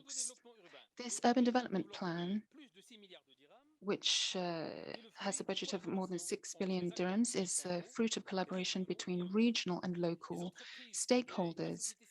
Civil society and enterprises are able to also support these efforts, and these efforts are part of a new vision that aim to make Agadir a geographic center of the kingdom and a national and regional driver for growth. And with the capacity group, in our cooperation with them, we have developed a new vision which is in line with the environmental goals to make Agadir a city that is a city that creates employment. And traditionally, it focuses on tourism and fisheries, but we're also looking at the future, so eco-industries and digital industries, and we're trying to promote investment and improve training opportunities.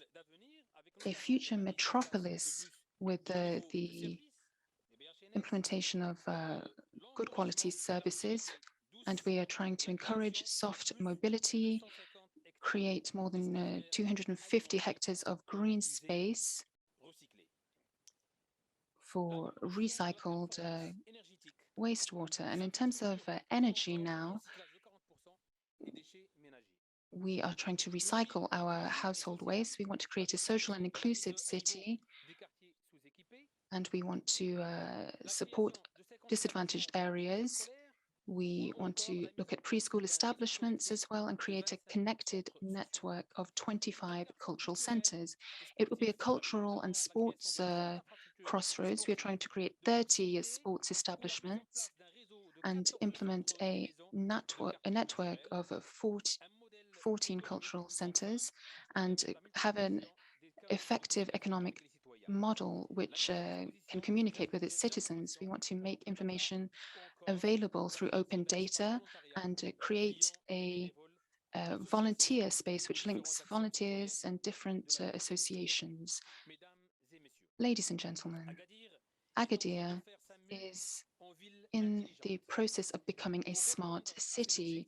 To meet these objectives of growth and development, as a number of cities across the world, we are on the front line when it comes to dealing with environmental and socioeconomic shocks. And this creates the imperative for majorly changing the paradigm when it comes to managing the city. In this regard, the city has an important role to play in mobilizing all regional, local, and national stakeholders to create a resilient environment that is adapted so that it can ensure the well-being of its citizens and achieve the sustainable development goals established by the member states of the United Nations. Thank you very much for your attention. And you are very welcome to Agadir, the pearl of the south of Morocco. Thank you. Merci, Monsieur Mayer.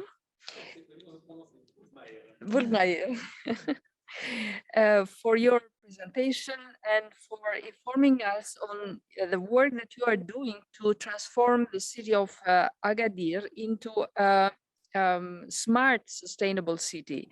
And it's interesting that you show the what was mentioned yesterday by Mayor of Tirana, the acupuncture. What is that? Yeah, okay, something like that. Acupuncture, yeah, acupuncture, which is intervening with small details in areas, urban areas. And this was very interesting because your intervention are aiming the cultural and education of not only children and students, but also the whole populations. And I thank you very much for this, also for engaging all stakeholders. And yeah, I look forward to visit Agadir in the near future. And thank you very much. We close here, and I leave also to you the floor for a few words at the end. Thank you, Doris. And I must say that I'm impressed about the great ideas and examples what we have shared during these 2 days, and also especially in this last session. And I say cities can learn from each other, and they must learn from each other. That's the fastest way of moving forward, is the successful copying something that others have done successfully. And ideas are things that they grow when they are shared. When I have one idea and Paula has one idea, so when we share, we both have 2 ideas after that. So they grow when shared. So I would encourage everyone to communicate, take contact, and use the great examples and from different cities we have learned during this session. And this is very unofficial rule, but I still say it. Only copying bad ideas is forbidden. So please do share good ideas, cities together and with each other. That's my kind of encouragement of today. Yeah, thank you. And yeah, I would say that we can learn from bad experiences, but not repeating them. Yeah, yeah. There were a lot of messages that were delivered today. Some key words that I have got here is what cities are doing to develop sustainable housing and social housing, which is example from Vienna, and inclusion, green transport, action to make city better, transportation in cities, children as best messenger for the future, resilient cities, how to build resilient cities, innovative transformation of cities, and all of them had in center and almost most of the mayors, they mentioned the need for these new developments, which in some cases has happened even before the 15 to 20 minutes walk neighborhood. And this is related also with a situation that was caused by COVID-19, which brought to our attention the need to rethink how we plan and we manage our cities, our neighborhoods. But this is not final conclusions, because since we have time, I think that we can have some discussion and perhaps open the floor. I see here that we don't have any break, yeah? So we have some time for questions and discussions. And something that also I want to bring here was mentioned, I think, from the mayor of Bern, that we have to keep in mind that in our area that we are living, there is no room for war. So in the 21st century, the last thing that we can think is having a war in one of our countries of our region, not only, but even wider than our region. And we can even have questions from here to the audience. So Paula, you wanted to point the question to the mayor of deputy mayor of Agadir. Si je peux, Monsieur le maire, une question à vous. Deputy Mayor, I have a question for you. Well, I would like to know what your experience is. The first forum of mayors was only with the cities within the European region, but this time, of course, we have mayors coming from other regions. And as you were able to see all the mayors who spoke before you, what is your experience of this forum? Did you think it was something useful, perhaps useful for your region? And what comments do you have? Perhaps you have some ideas for the future, how we can change this, how we can have. So what is your general impression? Well, it's not really very easy to respond to your question, but I will try. First of all, I'm really delighted to be with you. This is my first experience, which, as is the city of Agadir, we've been able to see a number of different mayors from European countries, and we've been able to share our experiences quite significantly and sincerely. I would like to give my greetings from the mayor of our city.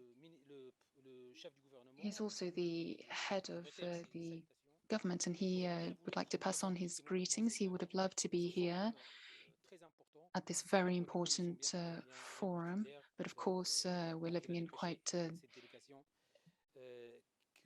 difficult circumstances. So I'm here with my colleague Jamal Aziz, and what I would like to say, first of all, the entire world is focused on what we call the SDGs, the Sustainable Development Goals. And now, well, I had a very good discussion with Mr. Foster yesterday. As an imperative, we need to rethink cities. It is the future of humanity, but we need to detach it from this urban considerations. We need to look at it as a place where everybody can live in perfect harmony with nature, and that is a very important point. So today, we've had a number of different experiences. Well, we've seen that financing is always an obstacle, and that is the case for a lot of regions, for a lot of cities. That really hinders development projects. I think as an imperative, we need to put humans at the center of our interests, and it is by doing so that we can make the future better and make our cities better to live in, more respectful of the environment, and a better place to live. So I don't have any particular recommendations for the forum. I would just like to thank the entire team that is behind the preparations for this extraordinary forum, because it really is an international forum where everyone can come and exchange ideas, and that is very important, because we can no longer live in our own shell, so to speak, separate from one another. We all have different experiences and interesting experiences, whether it be the north or the south, so we shouldn't create barriers between the two. Thank you very much.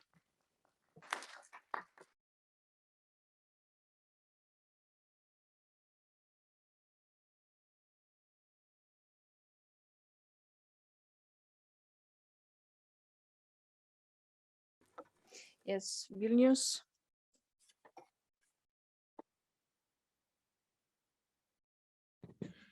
Dear mayors, ladies and gentlemen, of course, I'm going to speak about declaration on Ukraine. First of all, I would like to underline the request of the Secretariat that this is not kind of official statement of this conference, but is in the side event of those mayors who gathered to the conference. And I would like to inform that every mayor who is participant in the room have signed the declaration. And of course, I expect others who are not in the room, who are participating via internet or maybe left already, they will still have possibility to sign. But I would like to thank you, all of you who have signed the declaration. I would like to read it, as it is very important. Declaration of the Mayors from the Mayors Forum in Geneva, April 5th, 2022. We, the mayors of European cities, gathered at UNEC conference in Geneva to share our experience on how we can make our cities better place to live. We, the mayors, declare that the Russian invasion of Ukraine, however, is the single most important topic for Europe and for all the free world. As no city can prosper being under attacks, we, the mayors, first demand Russia and Belarus to stop aggression immediately. Second, we ask all international institutions, including UN, and all the states and all the cities to use their powers to stop Russian invasions of Ukraine. Third, we invite all international institutions, states, and cities to contribute to the rebuilding of Ukraine cities. And fourth, we, the mayors, are committed to support Ukrainian civil society and municipalities in crisis management, post-war reconstruction, and reconciliation. We are actors of peace. Our cities are engaged next to governments, NGOs, and citizens to provide help, welcome refugees for Ukraine. We, the mayors of free cities, stand united with Ukraine. As I mentioned, all the physical participant and mayors have signed the document. I would ask others to sign by Friday, 10 a.m. in Geneva time to express their support if they want, because I know that some mayors who are not physically here, they do want to support. I also know that some mayors who are not participants of the conference also want to support it. Of course, it is also invited, no limitations. And then on Friday, we will disseminate the final list of signatories. And I think it's a very important statement from our side, showing that we show full support to Ukraine and using all our powers, which are in our disposition. Thank you, colleagues, so much. Thank you. Would you like to inform us on the procedures? Thank you, Madam Chair. Just a matter of clarification, not entering the substance of the declaration, of course, just to say that the declaration would be from the mayors on the margins of the Forum of Mayors, but not from the Forum of Mayors, as explained at the beginning. This meeting cannot adopt or approve a declaration, as this was not submitted to us according to the procedure. That will be the only comment that I'll make. So to make sure that it's not understood that this is the outcome of the meeting.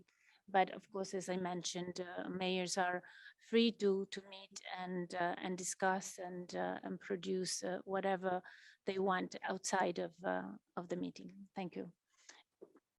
Thank you, Paula. I see Geneva City Hub. Very much, Mrs. Chair, and thanks a lot for providing us with the floor again. We heard a lot about the good practices yesterday and today, a lot of innovation that happens and occurs at local level. It really provides us with a lot of hope in a world where everything does not work, to hear from things that do work, if I may just quote here the mayor from Tirana yesterday. It also provides us with a lot of hope to hear from the solidarity expressed between cities and a city-to-city cooperation that will be useful to reconstruct and to build peace. All these good practices that have been shared in pictures, orally, but also in writing, are very valuable. And for that, the Geneva Cities Hub has put in place a Mayor's Action online platform that is a recollection of all those good practices. And we hope that more and more can be included after this forum. So we'll look again, at all those that have been shared and try to complement in our platform. But I would here encourage all mayors to provide us with all these practices.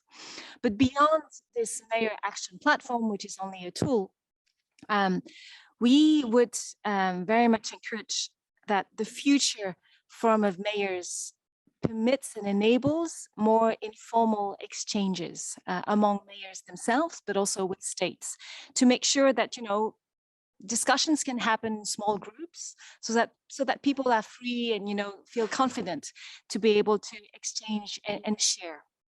their local experiences. So for that, the Geneva Cities Hub will continue to work with UNEC and other members of the steering committee, and we hope that we can contribute to future reflections for the forum. Thank you very much, Madam Chair. Thank you. I see academia. Chair, we would like to, on behalf of some of my colleagues here from academia, we would like to thank UNEC and all the partners to bring us here. We would like also to bring to overall impetus and all the very dynamic input that we have heard these last 2 days, the contribution of academia through the centers of excellence that UNEC has put up by improving this interface between science and practice, really be the agents and enablers between scientific innovation, practice on the ground, and policymakers. And this is where we would like to bring all our efforts and availability towards the goals of this Forum of Mayors, from indicators and localizing SDGs all the way to rebuilding better the cities of tomorrow. Thank you. Thank you. Thank you for your messages. Any other that wants the floor?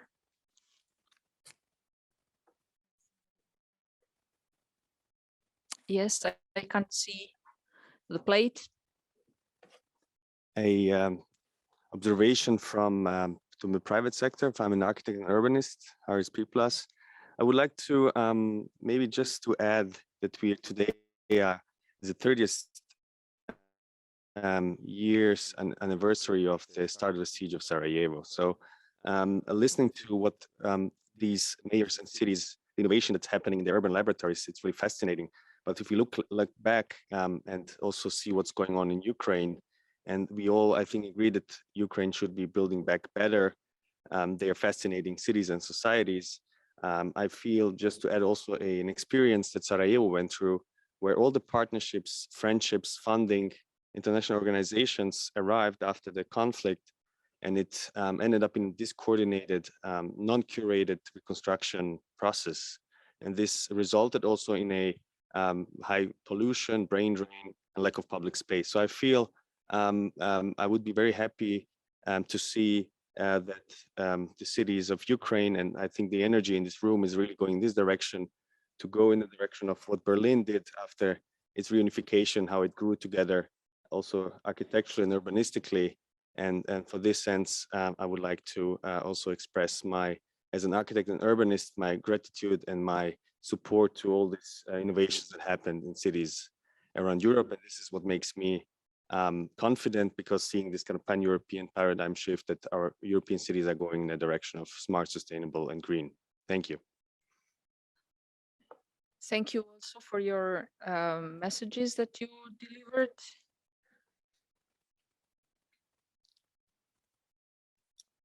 Yes, Slovakia. Thank you, Madam Chair. I used to represent national government in these discussions for many years, and I would like to appreciate this meeting of mayors because it's brought the passion into the discussions in these official rooms. It really brought this message that what is done for people, and when done properly, it really increases the quality of life. And that's why I would like to support the proposal of Geneva Hub. And it also resonated in some of mayors' contributions, that there is a need for much more informal and real discussion and communication between national governments and local governments. Informal in a sense that really listening to each other. Because I do believe that many national governments are trying very well, but sometimes it's not so useful for municipalities and the other way around. So maybe in the future it would be very useful to have this forum of mayors linked to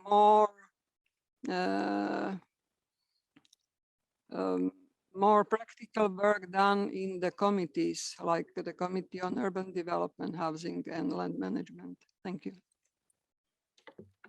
Thank you, Elena.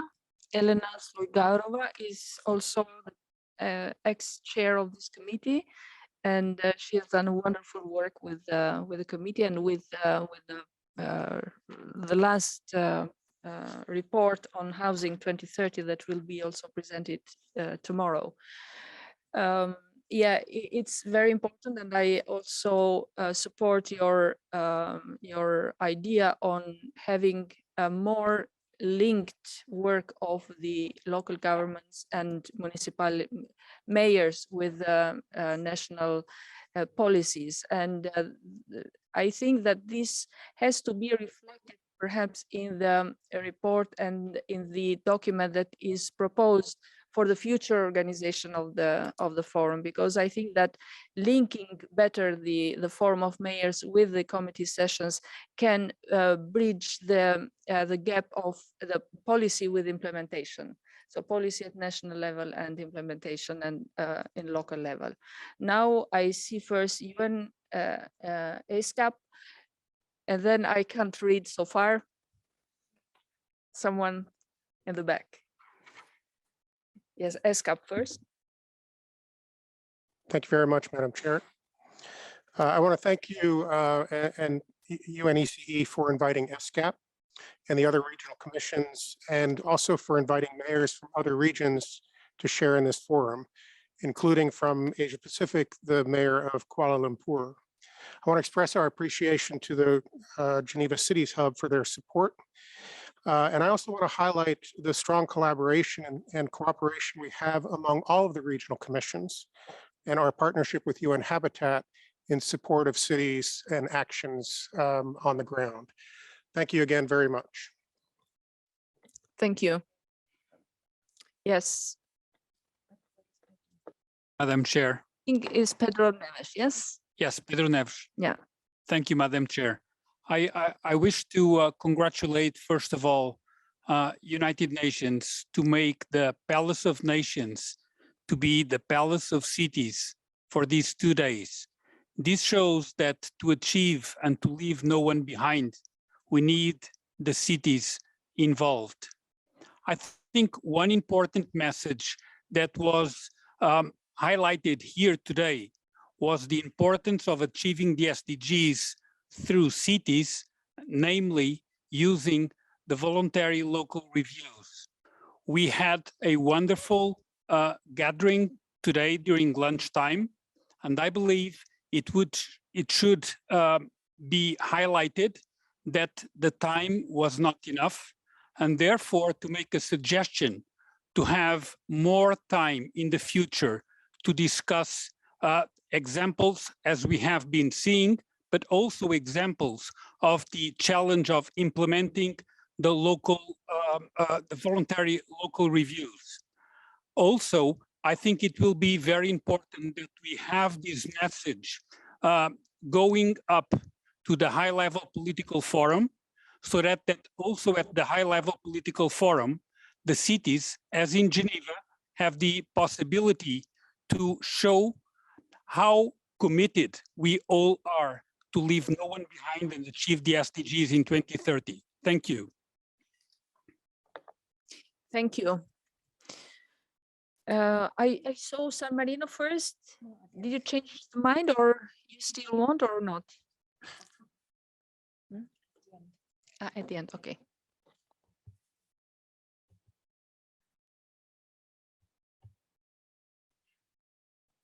So far, I don't see any more requests for floor.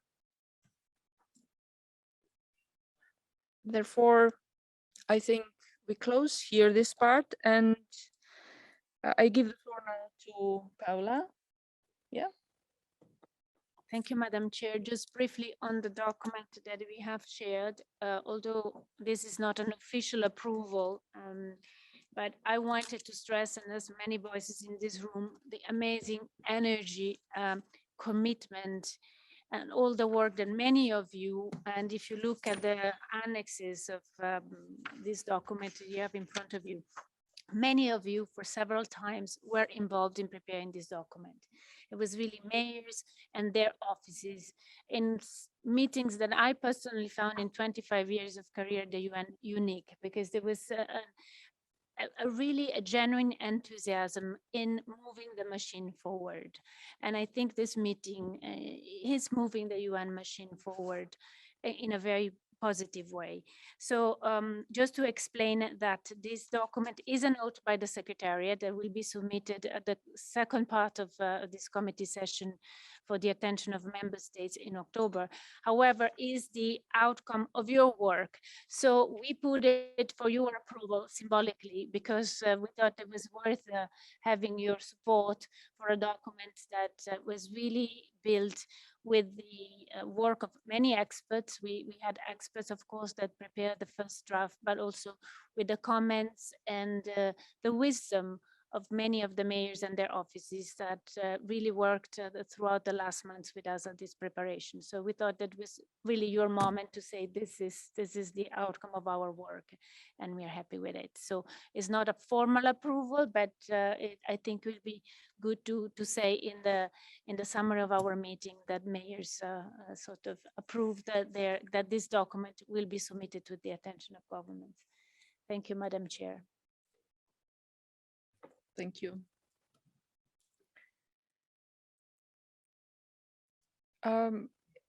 If someone wants to just to support the document, you can, or just to close.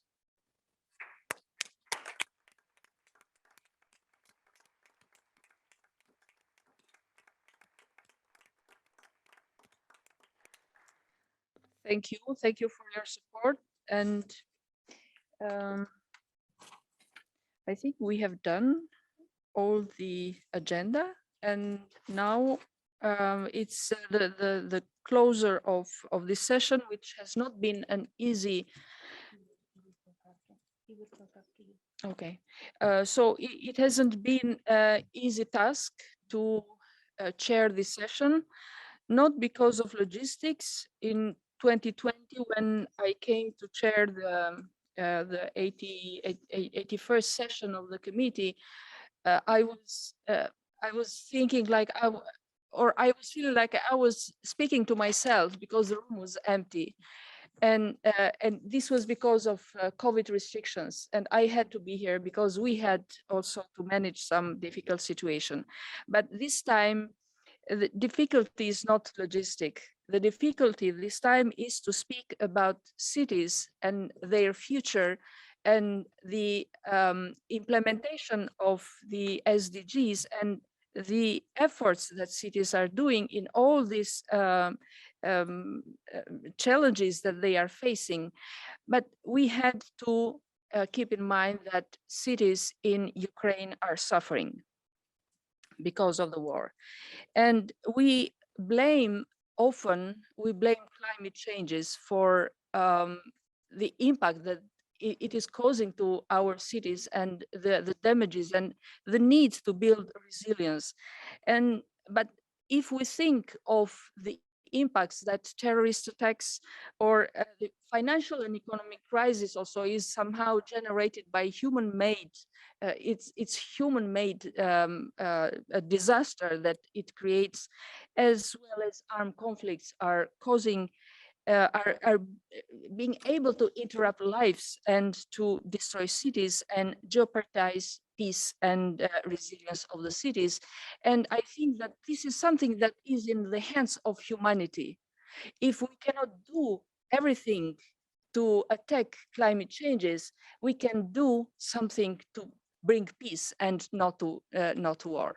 So I would like to wish everyone that, and thank also all the mayors that supported the cities of Ukraine that are suffering.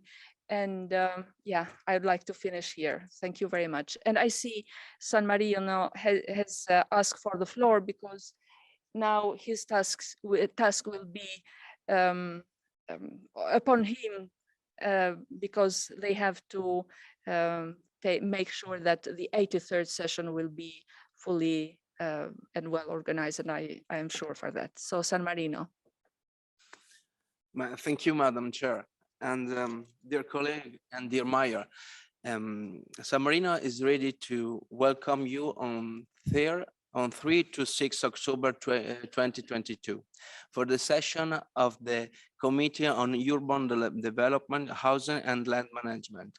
I hope many of you will join the meeting, and looking forward to welcome you in my city. This forum is for us a great opportunity to be in an international concession. And so I'm very glad to thanks a lot for this opportunity, all the staff and the colleague of the UNICE. Thank you very much for your welcoming, and I hope to see you in my country, in San Marino. Thank you very much.